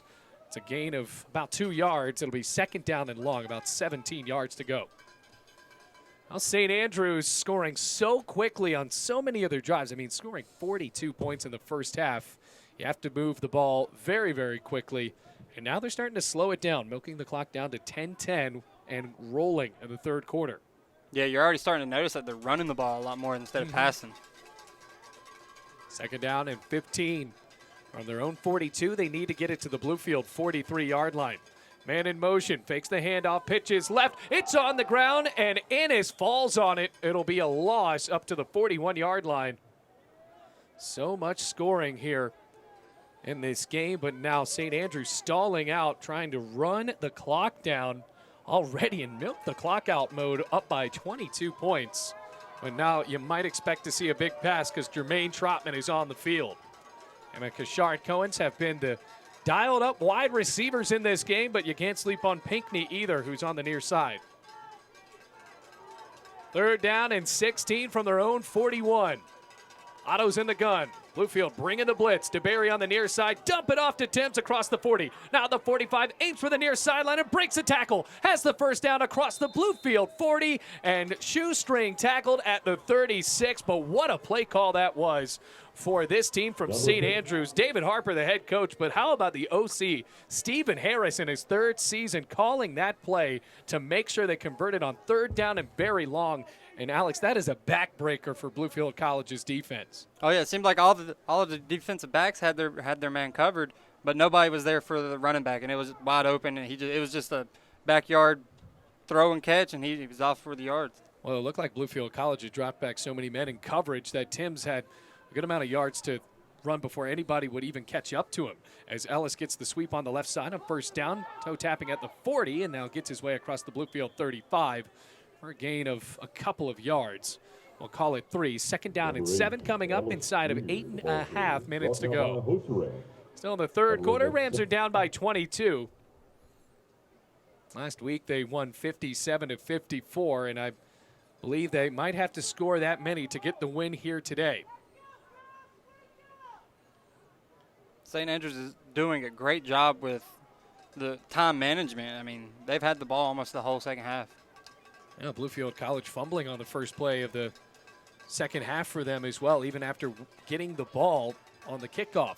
Second down and 7, under 8 minutes to play third quarter. Otto the snap, play action. Clean drop back, fires middle, tipped in the air, and nobody was on the edge of the tip to get that interception, but a good bat down. I believe that was Tyrese Henry. Third down and 7, and well, it's kind of like a game we saw earlier in the year where Ave Maria was able to convert on so many third down and longs, and St. Andrews hasn't had to do it as many times as of yet because it's just the third quarter, but they've done a good job on these third down and long situations. Yeah, absolutely. We just saw it on the last third down where they got the 15-plus yards on that catch.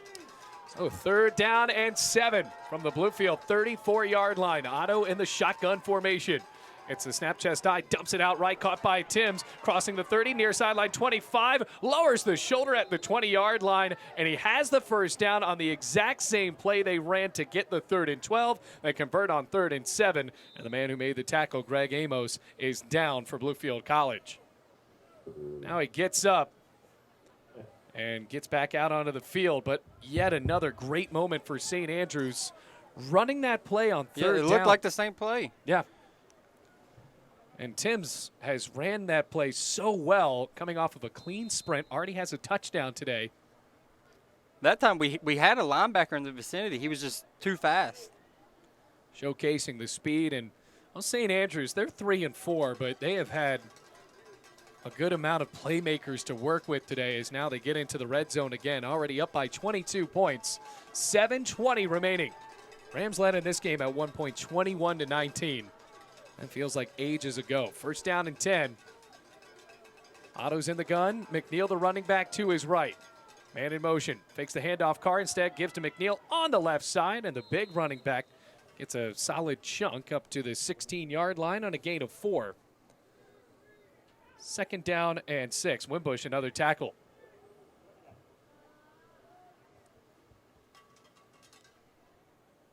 So 2nd down and 6 coming up. 6:45, and well, they're getting back to the run game, which, if you look at these two teams, that's really their roots, just kind of 2 or 3 yards in a cloud of dust. Even though St. Andrews passed the ball so much in the beginning, now trying to run the clock down. 6.5 minutes to play clock down to 8. 2nd down and 6. Handoff McNeil on the left side. They'll keep it on a pitch, actually, as Otto has it on a draw into the end zone. Touchdown. Triple option. Ran so well for another TD for the sophomore quarterback. Good decision making and good vision right there. I had everybody faked out, including myself, as Otto almost had the pitch out. And Bluefield College just did not have a hat on the quarterback. It's now 55-27 with Vital coming out to try to make this an even bigger game. Nearly a 30-point lead. Otto calling for the ball. Snap, the hold, the kick is away from Vital and good. So St. Andrews leads by 29. It is 56-27 with 6:20 left to go in the 3rd quarter.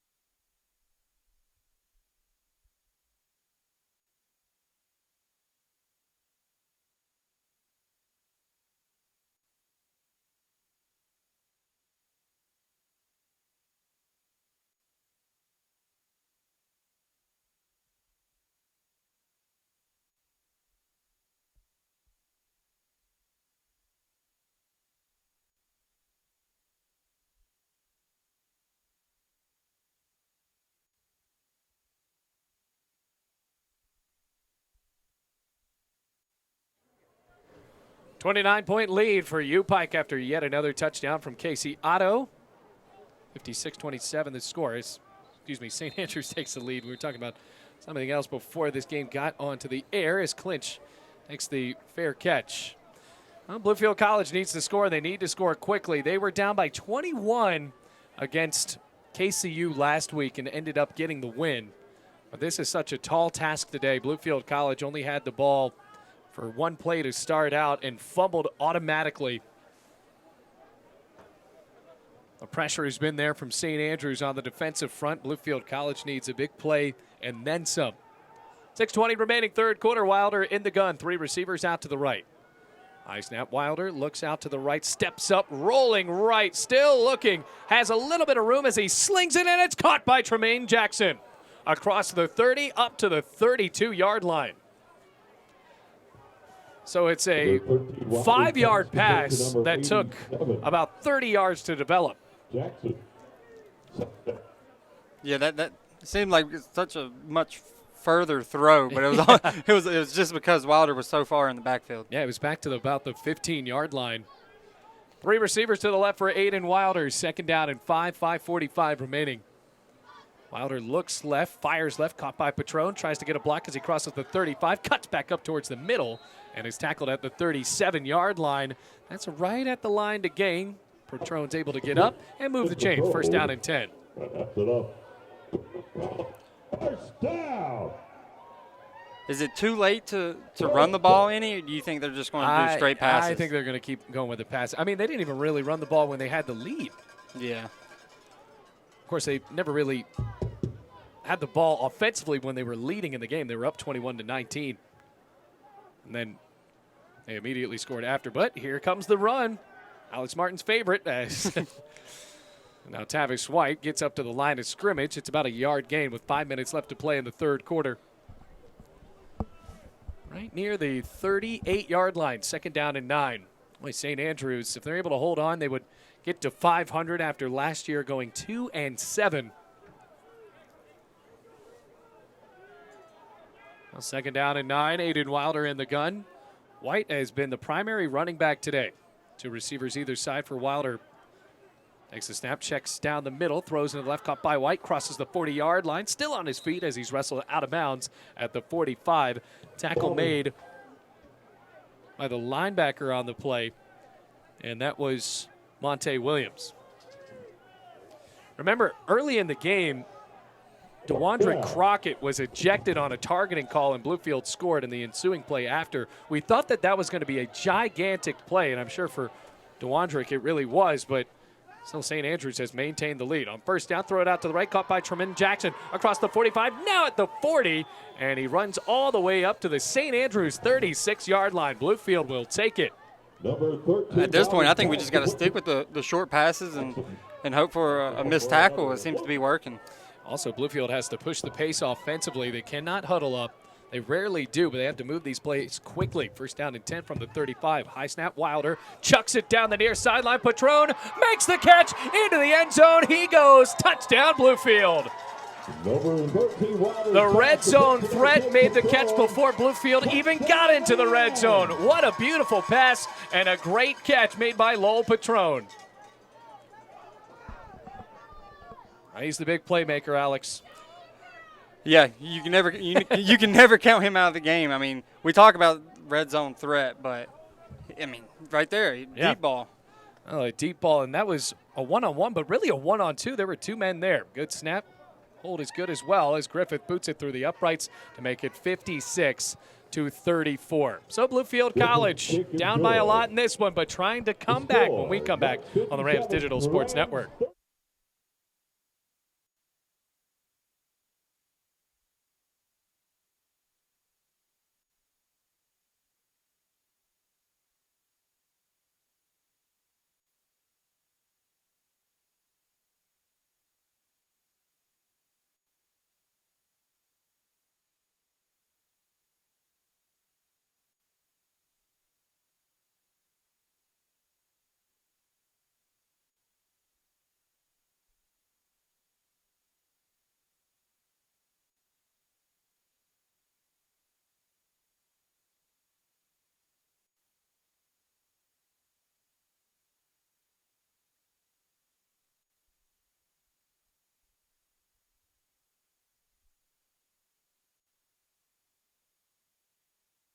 The shootout continues here at Mitchell Stadium.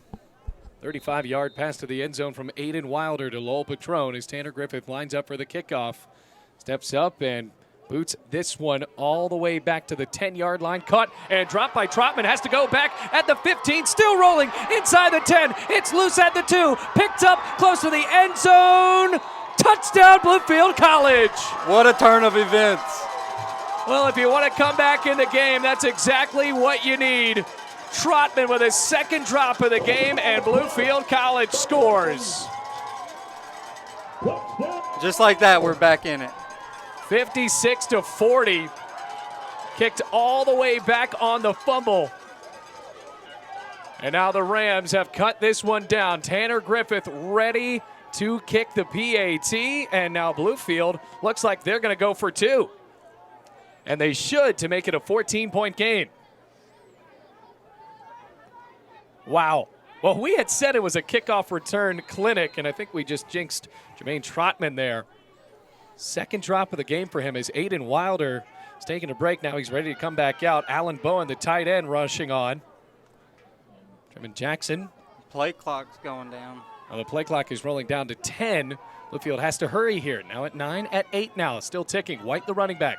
In the gun, trips receivers, or 2 receivers to the right as Wilder takes the handoff, has to throw it, drops back, heaves it on the far side, and it's intercepted. Bluefield has to make the tackle, and they do, so it's not taken back for 2 points. So this will remain still a 2-score game if Bluefield College can score 2 touchdowns with the 2-point conversions. But after that one was picked off by Andy Austin, the 2-point conversion was no good. So we got ourselves a ball game, 56-40, looking like a basketball score here at Mitchell Stadium on homecoming night, but Bluefield College scoring in special teams.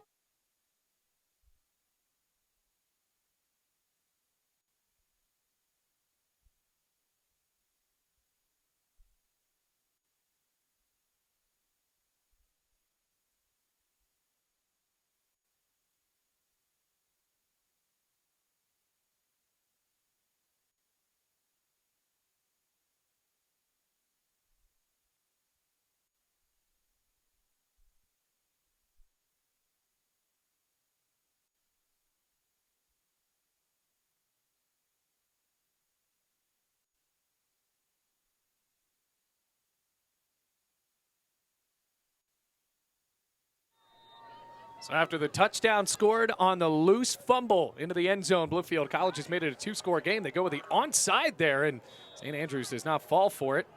And it's recovered very confidently by the man on the hands team, Devontae Yates. So instead of trying to kick it deep for Trotman, who struggled, has fumbled 2 times, Bluefield College goes for the onside kick.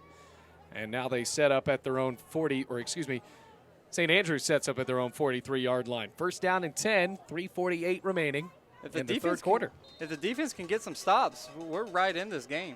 It's a 2-score game all of a sudden. Bluefield was down by 29, and now it's a 16-point game. So first down and 10, Casey Otto still in as the quarterback. Takes the snap, whips it out right on a pitch, and still looking for spaces. Ellis, that's McNeil as he trucks his way out of bounds. Actually trucked Greg Amos after he already went out of bounds. Sam Kirtley chased him out. And it's a solid gain, moving them up to the 49 of St. Andrews. So it'll be a gain of 6, second down and 4. So the Rams need a stop. They need a turnover. The only 2 times they have really got the ball on a turnover today were from Trotman on the punt return, on a muff punt return, that was a fumble, and then that one was also a fumble on the kickoff return. So now second down and 4.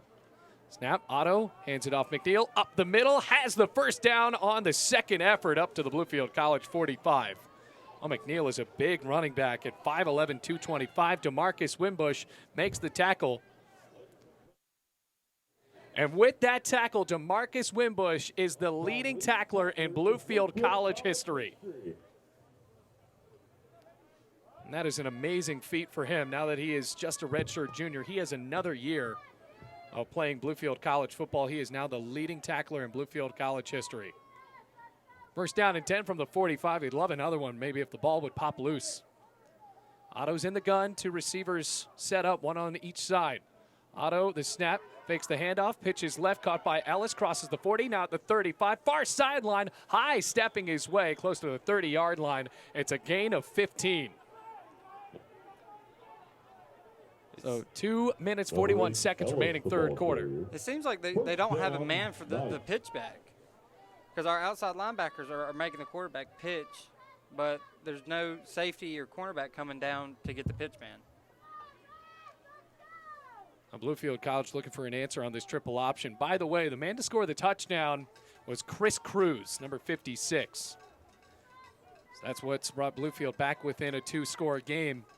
First down and 10 from the Bluefield College 28-yard line. Otto the snap, Hands it off McNeil. Ball's on the ground. It's picked up by Sean Kolb. Trying to break free across the 30-yard line. Still on his feet at the far sideline at the 34 and shoved out of bounds. A flag comes out at the end on the near sideline, but Bluefield College has the ball back. Another flag just came out on the opposing sideline. So Bluefield College ready to run back out on offense. What a stop this would be. Kolb, who had that clutch interception last week, very late in the game to eventually set up Bluefield with the game-winning field goal. But there was a flag thrown on the near sideline for Bluefield College. Makes me think, did somebody run onto the field too early? Was one of the coaches on the field? I still think that would be a warning, not a flag. Right. We haven't seen a sideline warning issued yet. But this near side official threw it out, and it could be because Bluefield was ready to run out on the field, and Sean Kolb was still on his feet. And the Whitecap has yet to turn around to give us the call. Now he's about to. So Bluefield College's offense is out there, so whatever happens, it's not going to give the ball back to St. Andrews.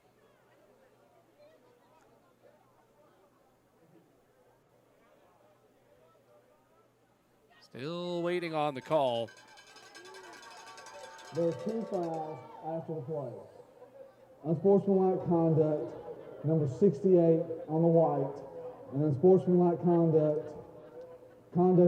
contact with an official on the sideline, number 62 blue. Those penalties will offset. Will be first down Bluefield. So Brandon Goad for Bluefield College accidentally bumped an official. I'm going to say accidentally. I'm assuming he didn't mean to do that, but what an accident that is. I've never seen that penalty called. Because Bluefield would have the ball at the 49 as Wilder gets the ball on first down, has to juke up the middle, still on his feet as he rolls out to the right, and he's sacked. Almost escaped, but West made the tackle again. Darius West has been the player of the game on defense for St. Andrews. 56-40 the score. 1 minute, 50 seconds, and counting left to go in the third quarter. Second down and 11. If you're just now joining us, DeMarcus Wimbush just became the all-time leading tackler in Bluefield College history. Second down and 11. Minute 35 remaining. High snap. Wilder looks to throw. Heaves it middle. Caught by Jaquan Ebron. Has room to go across the 50 and then gets hit at the 49-yard line in St. Andrews territory. Big catch for Jaquan Ebron, who really struggled in that first half, but now making the grab to move the chains. And here comes Bluefield's offense with that fast pace. As Ebron lines up as a wide receiver on the left side, 2 receivers on either end for Wilder. Delayed snap and a delayed handoff to White right at the line of scrimmage. And I think Bluefield College, even though you might really love to see them run the ball so well, Alex, it kind of seems like they stall out when this happens, when they have a good play and then they run it and only goes about 2 yards. Yeah, absolutely. All that's doing is giving the defense a break and give them a chance to get their breath. Second down and 12. It's a high snap design rollout for Wilder. Sets his feet, hangs a prayer up. Left side, Patron can't make the catch, but a flag drops in. So this will likely go on Roderick Kirkland unless it is an offensive push-off, but Kirkland looks like he's not even going to think about that one. It's going to be a PI on this St. Andrews defense. Pass interference. Number 7 on defense. 15 yards from the previous spot. Automatic first down. So it's not like the pros where you get the ball at the spot of the foul. I wish it was. Right. So Kirkland, it's not as devastating of a penalty, but it's a 15-yard penalty. Nonetheless moves Bluefield a little bit deeper into St. Andrews territory, now up to the 36-yard line. I think the 35, actually. First down and 10, 44 seconds remain. Third quarter with Bluefield down by 16. They trail by as much as 29. Wilder the snap, pump fake, slings it left side, and it's underthrown. Boy, for Aiden Wilder, lucky there that he underthrew it so much that it could not be intercepted. It looks like they're starting to double coverage patrol him now, especially inside the red zone. Well, and that first touchdown pass he caught in the second half, he was double covered, and he made the catch anyways. Now a man is down for St. Andrews. Looks like that's Anthony Brooks. So second down and 10, 39.9 seconds remaining. Ladies and gentlemen, on that previous series. And now getting the announcement, DeMarcus Wimbush, the leading tackler of Bluefield College in history, and Alex, you played with him. What kind of player is DeMarcus Wimbush? Unbelievable player. He goes 100 miles per hour in practice, games, even in the film room. He's focused 100% in the weight room. He's a true team leader. He deserves everything he's getting. Well, tonight he was the homecoming king. If Bluefield College can get the win, it would be a perfect night for DeMarcus Wimbush, now the leading tackler in Bluefield College history. 2nd down and 10 from the 35 of St. Andrews. Another high snap. Play action. Wilder rolls out right, points for a man. Instead, just runs it out of bounds for about a yard gain. Halts the clock at 34 seconds. 56-40 the score. Rams down by 16. That'll bring up 3rd down. So the touchdown scored by Chris Cruz on the kickoff return fumble from Jermaine Trotman. That has brought Bluefield back into this one. 20 seconds left to go. Wilder back to throw. Looks left, dumps it left, caught by White. Room to run across the 30, lowers the shoulder and spins up at the 25-yard line, and he moves the chains with 9 seconds remaining in the 3rd quarter. That's a gutsy play by White, who was hit hard and lunged enough anyway. First down, Rams. And now we will head to the 4th quarter, 56-40. Technically a 2-score game. Rams will need to score a couple of touchdowns and dot the I with a 2-point conversion. Welcome back. We'll welcome you back in a few more minutes as the Rams start the 4th quarter driving here at Mitchell Stadium.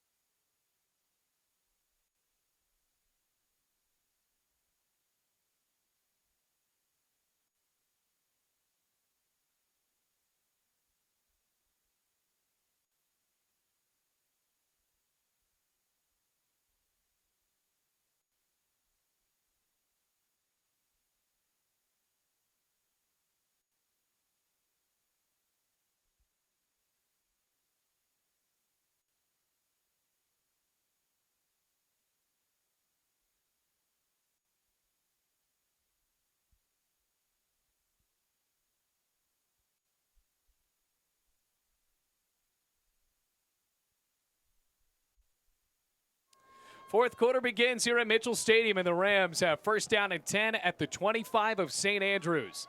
Wilder in the gun, down 56-40. Takes the snap at his face mask. Play action, and he is brought down. Sacked again. Boy, St. Andrews has had the time of their lives in the backfield. Jalen McFadden, another sack on Aiden Wilder, and he had no time.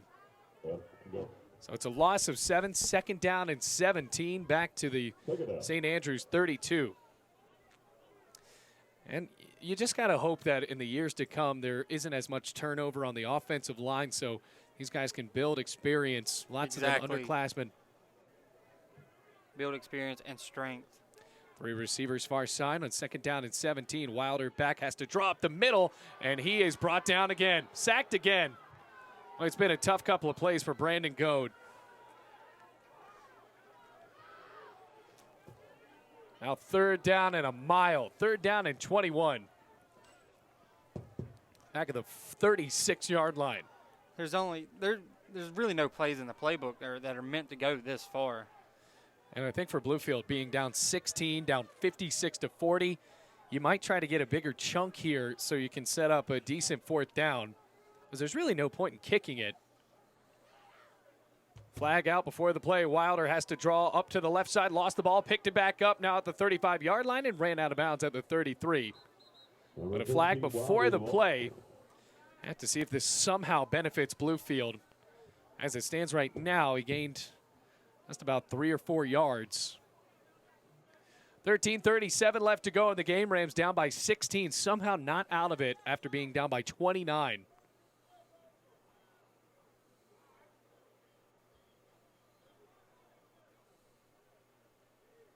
Waiting for the call from the official. Here it is.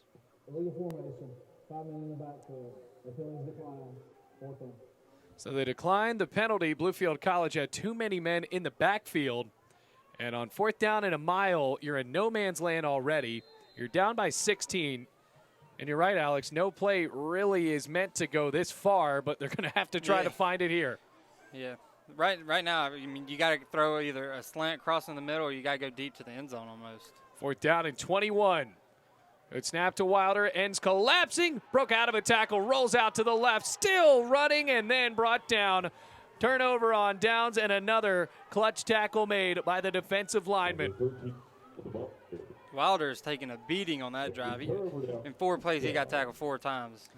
Well, you can't really expect Bluefield College's offensive line to give them the the amazing amount of time to make that play happen on 4th down and 21, but at least have a little bit of time. Yeah. And Wilder just has not had it. So after the fumble recovery from Sean Cole, Bluefield comes up empty. 1st down and 10 now from the 33-yard line of St. Andrews. The Knights have the ball back, leading by 16. 13-15 left to go in the game. And now Ferguson is back in as the quarterback. So we haven't seen Ferguson since I believe the 2nd quarter, as now he fakes the pitch, looks to throw, steps up, bullets it over the middle, and it is caught. Pinckney made the catch inside the 35-yard line. Tyrese Henry took a gamble to try to pick it off. It dropped over him, and it's a big pass. But there is a flag out at the line of scrimmage. Downfield. Number 63 on the offense. 5-yard penalty. 13 first down. Wow, what a call that is, Alex. An illegal man downfield. Yeah, what a break, because that was a beauty of a pass. And you got to give it to the offensive line of St. Andrews. They only have one underclassman in Justice Apoku, the left guard. They have shown their experience tonight because Bluefield College has yet to really put a tremendous amount of pressure on either Deshaun Ferguson or Casey Otto. 1st down and 15, 13:09 remaining. They push the ball back to the 28 of St. Andrews. Also for the ball, gets the snap, handoff middle, and he is Trevor McNeil up to the 35-yard line. It's gained is 7. 2nd down and 8. DeMarcus Wimbush yet another tackle. Yeah, I expect them to do a lot of ground and pound right here. Take some time, chew the clock, and only pass it when they need to get a 1st down. Yeah, 2nd down and 8, and they should. I mean, all of these misdirections have worked tonight. Well, the triple option, Bluefield hasn't really keyed it off that well. So watch out for the linebacker here on the near side and Carter Fry to see if he can read a possible option out to the left. Also for Sean Kolb on the right side. 2nd down and 8 from the 35. They'll hand it off up the middle again. McNeil plunges his way to the 37-yard line on a gain of 2. They'll set up 3rd down and 5. And a man is down. It looks like it's Colin O'Donnell. Also another one for St. Andrews. That stops the clock at 12:16 left to go in the game. And we will take a break here. 56-40, 12:16 remaining in the 4th quarter.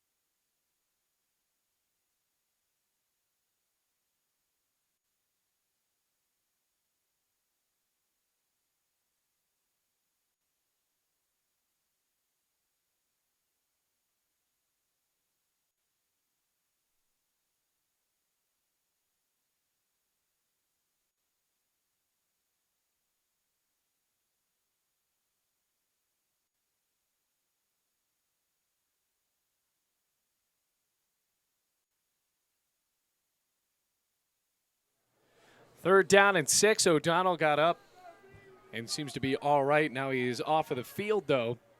Michael Barnes in as a defensive end. Logan Hinnett the other one. 3rd down and 6 from the 37. Ball is dropped by Ferguson. Steps up, tries to run it anyway. Jukes on the right side, and Bluefield College makes him pay for the dropping of the snap. It'll be 4th down. And Alex, that is a big stop for Bluefield College because they still have a chance in this game. There's only a 16-point deficit. That's 2 touchdowns with the 2-point conversions. So Bluefield College undoubtedly needs to score here. Absolutely. They're not out of this yet. There's still plenty enough time. But this, like you said, this stop was major. So Tyrese Henry muffed to punt earlier, trying to redeem himself with a decent return here. Gibbs is back as the punter. Heels back at his own 18-yard line, 11 minutes, 15 seconds left to play. Milking down the clock to the play clock now down to 4. Now at 3, it's a high snap. Gibbs gets the punt off somehow. End over end takes a roll for St. Andrews inside the 35-yard line. Now inside the 30 up to the 29 as St. Andrews fans it up to the 29-yard line. Bluefield College nearly had a block, and that would have changed the pace of this game as well. I was holding my breath. They came through that line fast. So 10:57 left to go in the game. Rams need 2 touchdowns, 2 2-point conversions to tie it up. It's 56-40. 10:57 left to go. Rams have fumbled the ball a few times today. Wilder, who threw 4 picks last week, with a fumble tonight. Trying to stress ball security in a clutch part of the game. First down at the 29. Wilder steps back, throws it right, and it's dropped by Greg Ebron. That's a catch he needs to make. The freshman drops the ball to stop the clock at 10:53. 2nd down and 10. Yeah, that was definitely a catch that needed to be made. And Bluefield College, it looks like Mike Ketchum is trying to go with the little passes to move the ball down the field rather than going with the huge chunks. 2nd down and 10. Snap to Wilder, looks right. Now he's going to try to go deep to Jaquan Ebron, who makes the catch. Somehow he did it on the near sideline, running out of bounds at the 46. Great concentration coming down with that ball and keeping 1 foot in bounds. Well, you only need 1 in the college game. 1st down and 10 Bluefield at the 46-yard line. Gain of 17 for Bluefield, and what a play by Jaquan Ebron. Wilder, snap, handoff White, running for the near side and stiff arms his way out of bounds, crossing the 50 to the 49 on a gain of 5 yards. 2nd down and 5. Going back to what you said, they pass the ball and then they sprint all the way downfield, and it's like a no huddle. I saw it right there. We ran the ball, and it kind of slowed everything down again. Gave everybody a breath. Well, not only give St. Andrews a breath, but you do need to get your wide receivers a breath. As Wilder throws it left. This time it's caught by Greg Ebron. Forward progress got him to about the 45-yard line. On a gain of just about 4 yards, we think we'll be about a yard or 2 short. And they spot him back at the 46. We should just hang up that PE or that PA mic. It is not even working. 3rd down and 2. Big play coming up from the 46. Wilder straight drop, throws it left, caught by Patron, breaks a tackle at the 25. Ball is out, and it's recovered by St. Andrews at the 26-yard line. Oh, what a terrible break. Patron nearly broke the tackle to go to the end zone, but lost the ball. And now Wilder is in the mix to say that this ball went out of bounds, but St. Andrews huddles up. They have the ball back, yet another fumble. 9:47 left to go in the game. And another back-breaking fumble. 1st down and 10 from their own 26-yard line. What a catch. Just couldn't hold on. Ferguson in as the quarterback, goes under center. Takes the snap, hands it off right side. McNeil tries to turn the corner. Kolb stands him up and brings him down inbounds. Clock still rolls. No gain. 2nd down and 10.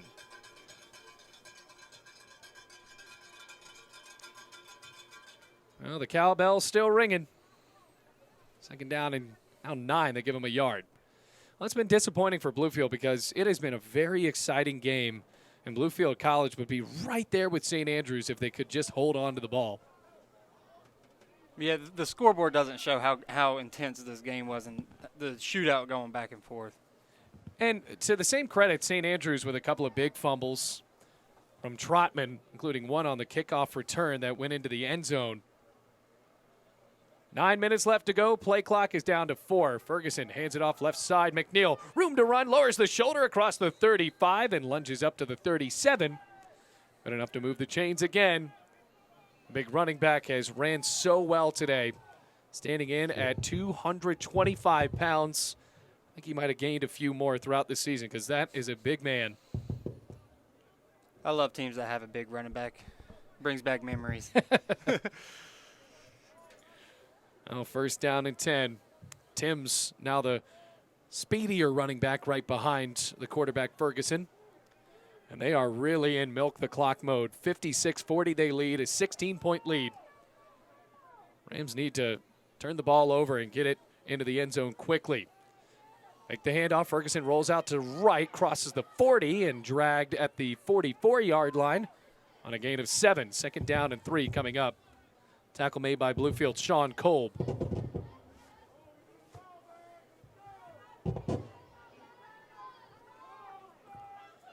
Well, second down and 4 they'll call it as he actually got to the 43-yard line instead of the 44. Now they have just gone to the run game. This team wants to get back to Laurinburg, North Carolina, and they are milking out the clock. Yeah, they're waiting to snap it with 5 seconds every single time. Second down and 4 from the 43-yard line. Ferguson wants to throw it, looks left, chucks it left for Trotman, and he makes the catch inside the 30. Matched up with Greg Amos, and there was a ton of hand fighting going on there, and Trotman came up with the win inside the 30 to the 29. Yeah, I like how the refs are letting them play now. Yeah, they must have dinner plans or at least something else to do because there's something wasn't right with all of that pushing right there, but they let him make the catch. Trotman with yet another great catch. The ball was thrown behind him, and he still made the catch. First down and 10. Ferguson looking at the play clock and doesn't even tell his line to get down until about 7 seconds left on the play clock. Now at 3, Ferguson on first down, takes the snap, hands it off Timms, looks for room on the right side, cuts back to the left, and Sam Kirtley was there to make the tackle. Well, Dewey Lusk has talked very highly of Sam Kirtley, who had a great game last week against Kentucky Christian, making a good tackle there. Oh, yeah, I got to work out with him a couple times and play with him for 1 year. He's an amazing guy. He goes hard. He's a mini DeMarcus. I say mini just because They're of the about age. the same size, yeah. Yeah. Inside of 6.5 minutes, St. Andrews just milking the clock down. And Bluefield College really can't do anything about it. They do have two of timeouts left, but have to use them for when they get the ball back, if they get the ball back. 56-40 the score, second down and 9.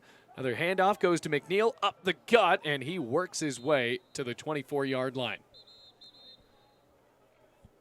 Whistle blows, and a timeout called by Bluefield. Their first time out, second half. By St. Andrews.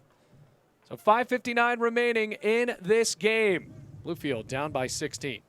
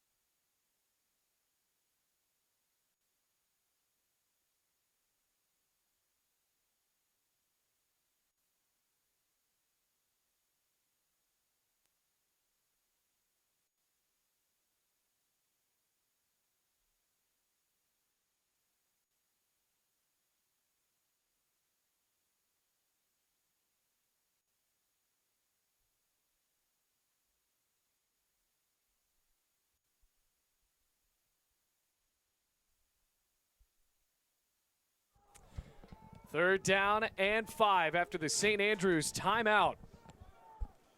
Going under center. Trying to move this clock down. 5:59 remaining. Ferguson under center. Ball is spotted at the 24. Ferguson rolls out to the right. Looks for Carr to get open. Instead, dumps it on the right side. Caught for the touchdown.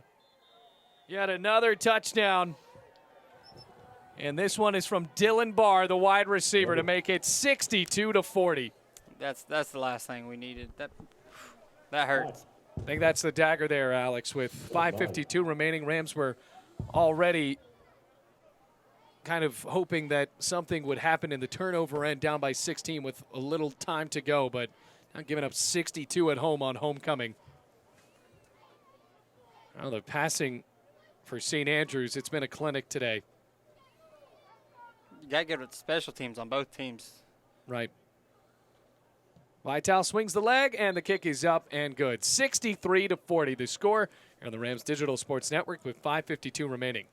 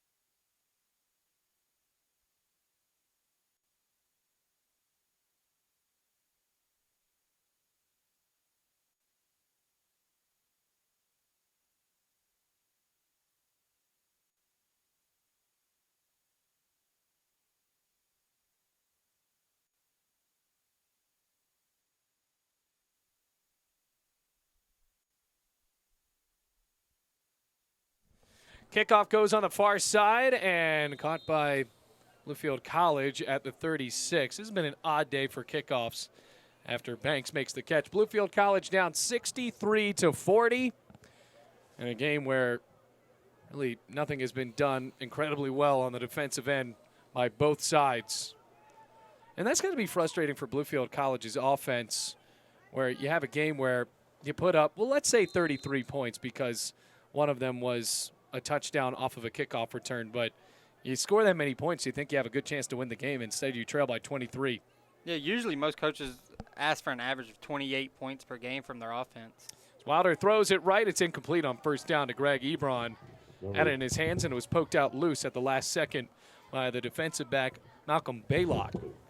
2nd down and 10, 5:48 remaining here at Mitchell Stadium. Bailey Engel and Alex Martin. And it's going to be also interesting to see if Bluefield College schedules a game next week. Cincinnati Christian no longer a football team. That was senior night for the Rams, so hopefully Bluefield College can get something together on shotgun snap. 2nd down and 10. Wilder steps up, heaves it on the near side. Cut by Greg Ebron as he spins out of bounds inside the 35 of St. Andrews. A couple of drops for Greg Ebron, but he made that catch at the 33-yard line. 1st down and 10, Bluefield. That was a beautiful pass from Aiden Wilder. Oh, yeah. Great pass, great catch. Makes me wonder where's that been the whole game. 1st down and 10 at the 33-yard line. Unfortunately, those turnovers for Bluefield really made a big difference. 1st down and 10. Wilder looks to throw, rolls out right still off of his back foot. He throws it out of bounds. 5:26 left to go in the game. St. Andrews, with both of their quarterbacks, have still been able to execute on gigantic plays today, 63-40. Up by 23. They led by as much as 29 at one point, but the Rams cut it down to a 16-point game. 2nd down and 10. Snap goes to Wilder. Bullets a pass. Near side, caught by Jaquan Ebron. Jukes for space at the 10. Still rolling at the 5. And he's tackled at the 2-yard line. Another good catch by Jaquan Ebron. And the sophomore from Charlotte sets up 1st and goal for Bluefield with 5:19 remaining in the game. Now, this is where you have to wonder where this has been all game for Bluefield College, because they needed to score quickly the entire second half. 5:09 left to go in the game. 1st down and goal from the 3. Snap, handoff White on the right side. Still spinning for space at the 1-yard line. And he won't get in. So the linebacker's there to make the tackle. Second down and goal from the 1. And I think that Wilder might go under center here. We have seen Bluefield College use this at the 1 yard line where Wilder will line up in the gun and then go under center. 4:43 left to go in the game, down by 23. Rams aren't really using as Wilder goes under center with this sneak, runs for the goal line, and he is short.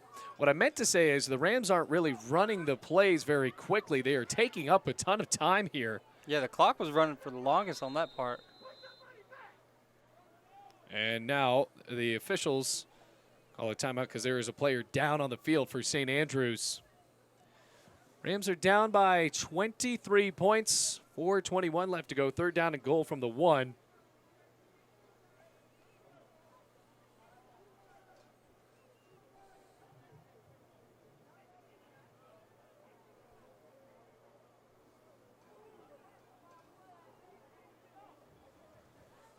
Third down and goal. Got the man off of the field for St. Andrews. I believe that was Monte Williams, who has had a pretty solid day. It's funny, a game like this for St. Andrews, there's been so much defense, but you look at the score, and there's obviously been so little. So third down and goal from the 1. Wilder is in the gun. 3 receivers out to the left. White, the running back, to his right. Snap to Wilder, handoff White, and he got nowhere. Hitting the backfield, 4th down and goal coming up. It's a loss of 1. They spot him down at the 2 yard line. Clock is still rolling at 4:05. You almost think, do you want to throw a pass right here and go back to what's been working? I think for the red zone, it's hard to find out what's been working for Bluefield today. Well, you have to mix it up because St. Andrews has read this so well. 4th down, Wilder, quick fade, right side, cut by Jaquan Ebron, touchdown, Bluefield College. So Ebron makes the catch, and that makes it 63-46. A high-scoring game. Yeah, absolutely. So now the Rams look like they are going to go for 2. Which they need to, down by 17. A kick would make it 16. They're going to try to make it a 15-point game. So 3 receivers on the right side. Going for 2 as Wilder takes the snap, throws it left, caught in the end zone. 2-point conversion is good by Lowell Patron, who, by the way, has already broken the record for most receiving yards in a game. So now, once again, it's a 2-point game. A 2-score game, 63-48 the score.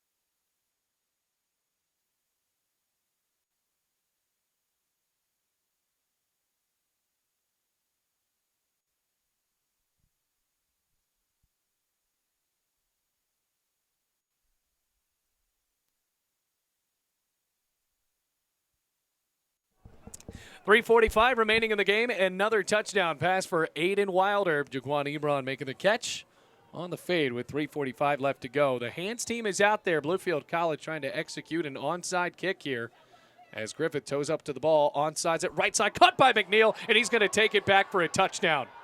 McNeil was on the hands team and ran it all the way back. Second touchdown of the game for Trevor McNeil, and it comes on a kickoff return, running back and onside for a touchdown. And he took that one in stride and executed. 69-48. I'm a loss for words right now. Yeah, there's a lot. That never happens. It's almost excited to get excited about touchdowns as well, because it's almost like you're screaming after every three-pointer made in a basketball game. It's going to happen again. And 69-48. Oh, my goodness.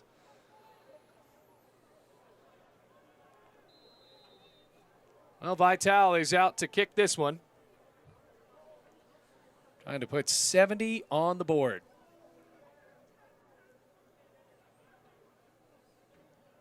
Lots and lots of points in this one. High snap, the hold is down, the kick is up, and St. Andrews has scored 70 points on homecoming night. A little bit of shoving after the play. And that brings us to the end of all of that. 3:38 left to go in the game. 70-48 is the score on the Rams Digital Sports Network.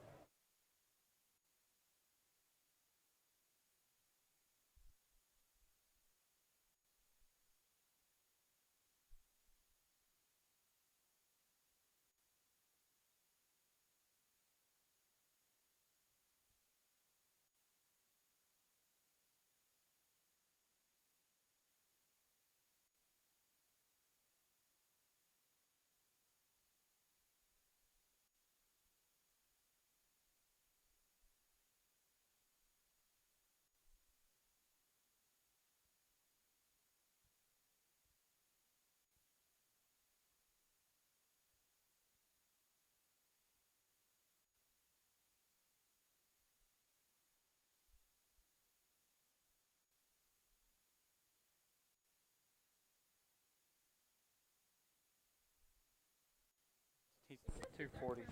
Gibbs kicks it into the air. Bluefield College uses Banks again as he will try to run it. Stumbles across the 35-yard line. Still on his feet across the 40.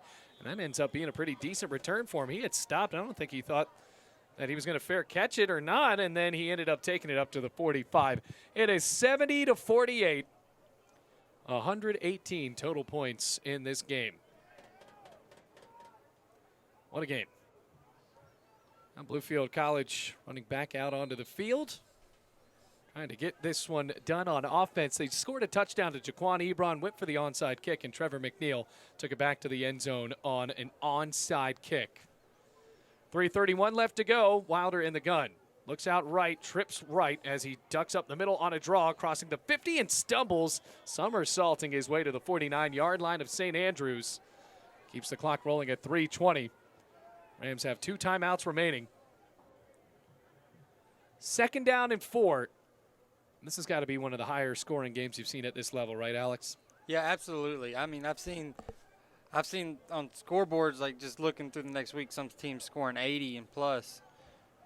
But this is definitely the highest scoring game I've seen. Wilder rolling out right, still looking for a man. Heaves it down the sideline, and it's caught by Greg Ebron. Flag coming out after the play. And it looks like this is going to go on St. Andrews as Wilder was shoved out. That's Michael Lundy.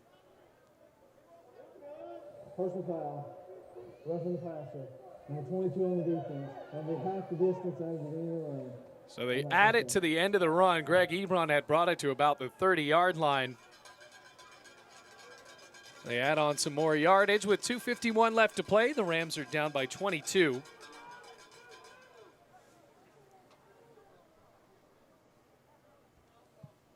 They move it all the way up to the 20. Now Bluefield College in the red zone after the roughing the passer. Wilder somehow made that play. Ebron, the lone receiver on the right. Wilder looks left, fade left, end zone. Caught for the touchdown. Lowell Patron again. Boy, Unbelievable. Whatever happens at the end of this game, Lowell Patron, I mean, this is a career day for him. Another catch, another touchdown. Bluefield College has made it 70-54. Well, the Rams will have to onside it again. And they are going to go for 2 once more. So they're down by 16. Going for 2 here would make it a 14-point game. So either way, it's a 2-score game. White, the running back, in the shotgun as Wilder fades it right again. It's incomplete, looking for Jaquan Ebron. He wants a flag, won't get it, and it stays a 16-point game. Low Patron, another touchdown catch for him. It's 70-54 with 2:40 left to go in this one.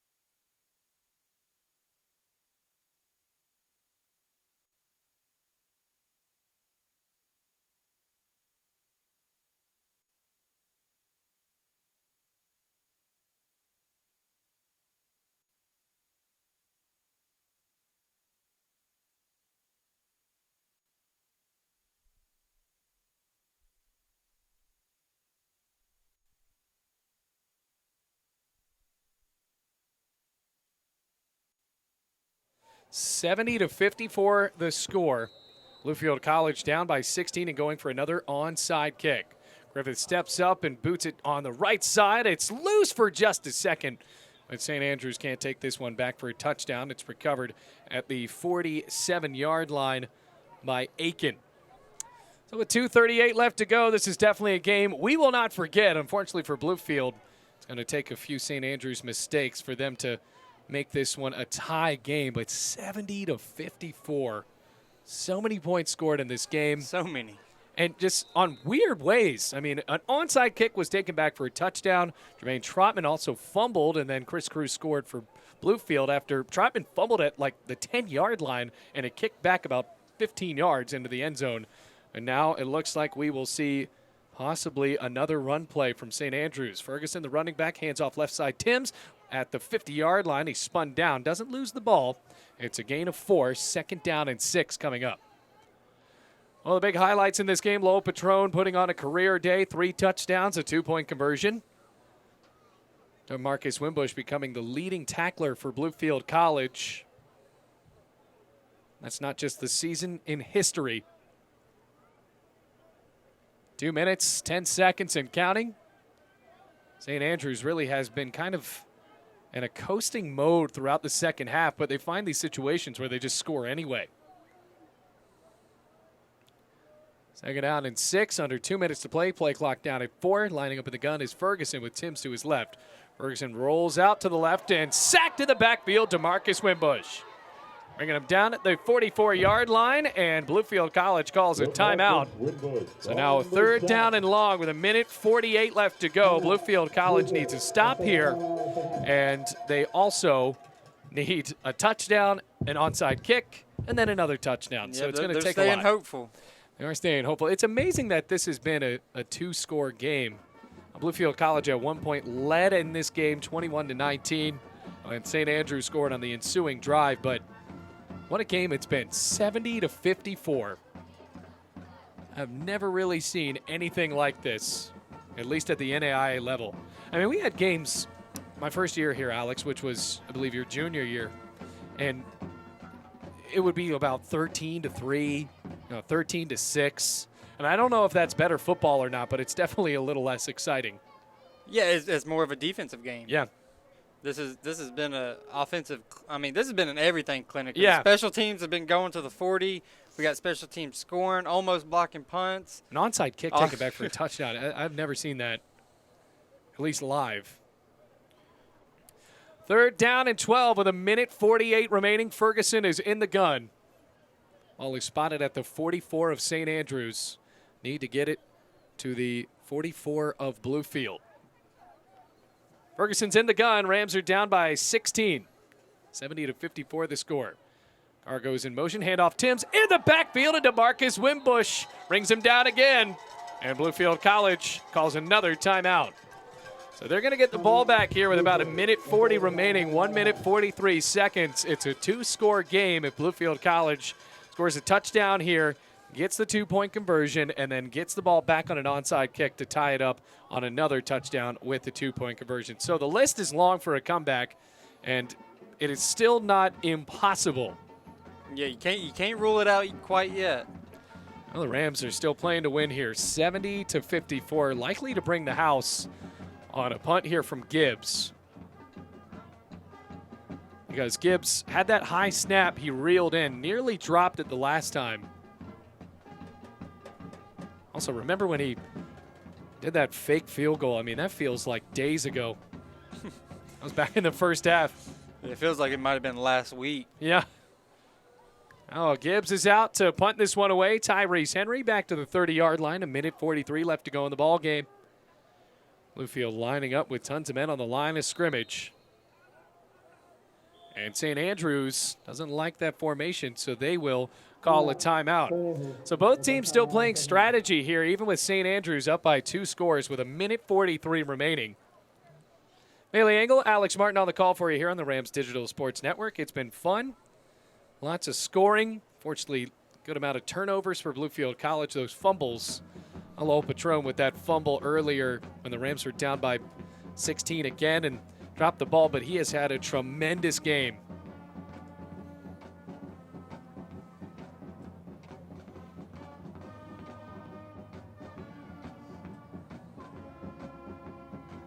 So 3 touchdowns for Patron. A decent game for Wilder. I mean, when you take away the fumble, I mean, he really hasn't had that much time to throw, and he's still gotten it done. Tons of throws for him that have gone his way after having to roll all the way out to get it done.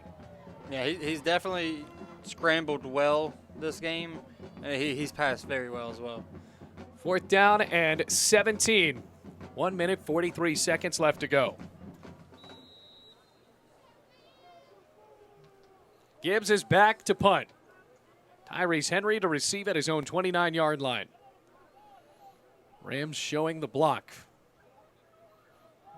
High snap to Gibbs again, and he gets the punt off. Henry watches it bounce inside the 30 and then takes a Bluefield roll to the 31. So that ran off 8 seconds. Bluefield College getting the ball back with 1:35 remaining. They have to score quickly, onside kick it, and then get the ball back again and score again with 2-point conversions to boot. So down by 16.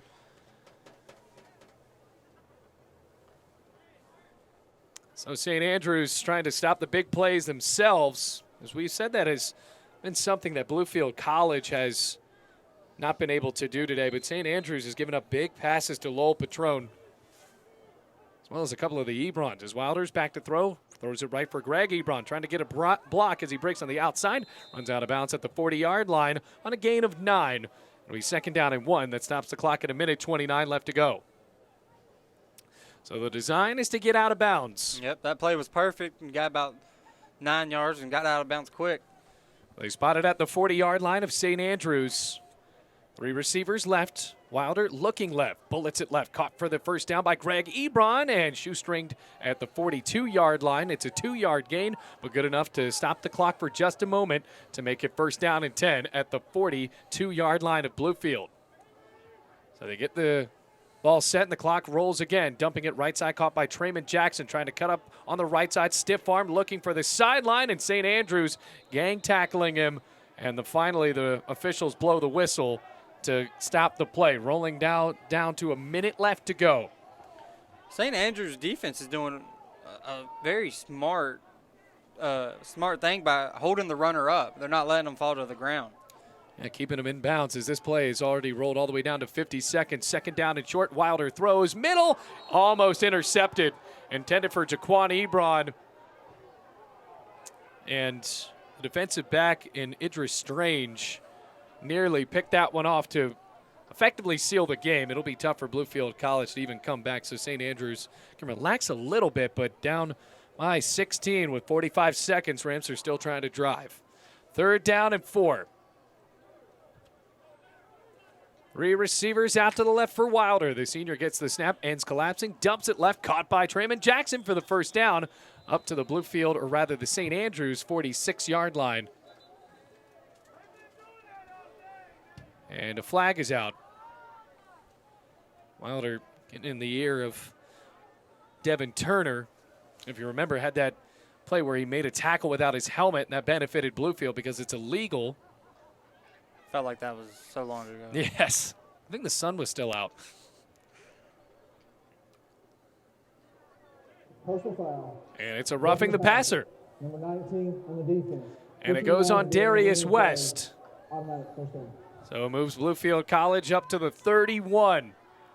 Now they can probably take a shot at the end zone here with 40 seconds remaining, down by 16. 70-54 the score. Clock is rolled down to 40 seconds. And now the clock resumes. Wilder doesn't have time to sit back there all day. 3 receivers out to the left, and now I think Bluefield might concede here if they're running down 10 seconds. It's a high snap. Wilder throws for the end zone, and it's a duck pass he threw short. Incomplete. Ebron was the intended receiver, but I think that somehow Wilder did not get a clean hold of the ball, and it slipped out of his hands, and it's incomplete. Second down and 10 from the 31 with 24 seconds remaining.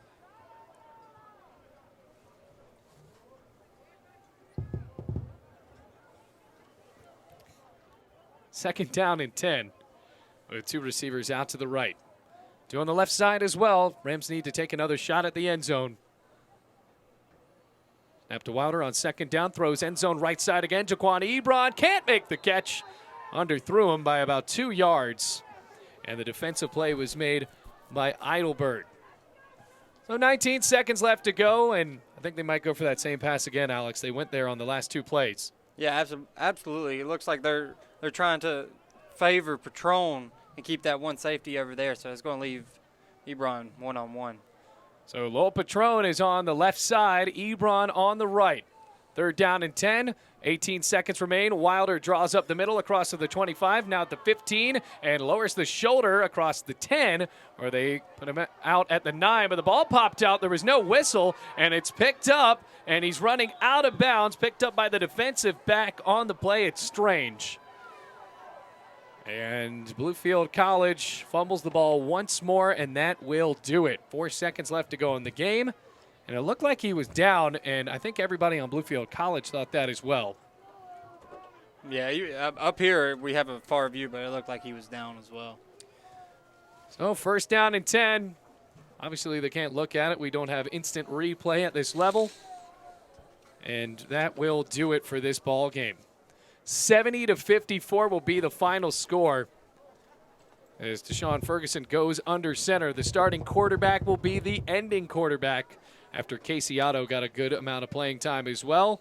St. Andrews in victory formation, and now they will take a knee. What a game, Alex. I mean, it feels like we've been here for days, and this has been just kind of a great experience for us, and we've learned a lot about ourselves along the way, but 70-54. That's a super high-scoring game. It was a shootout for the longest part. Bluefield, we almost came back.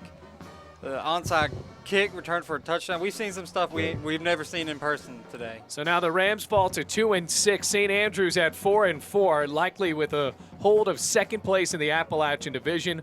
We will try to figure out who Bluefield College plays next week, currently up in the air because of the cancellation of Cincinnati Christian. But a win tonight for St. Andrews, 70-54 at Mitchell Stadium, spoiling homecoming night for the Bluefield College Rams. So until next time, we're Alex Martin and Abby Key, as well as my spotter, Cynthia Brown. My name is Bailey Engel, saying the final score once more, 70-54. St. Andrews gets the win.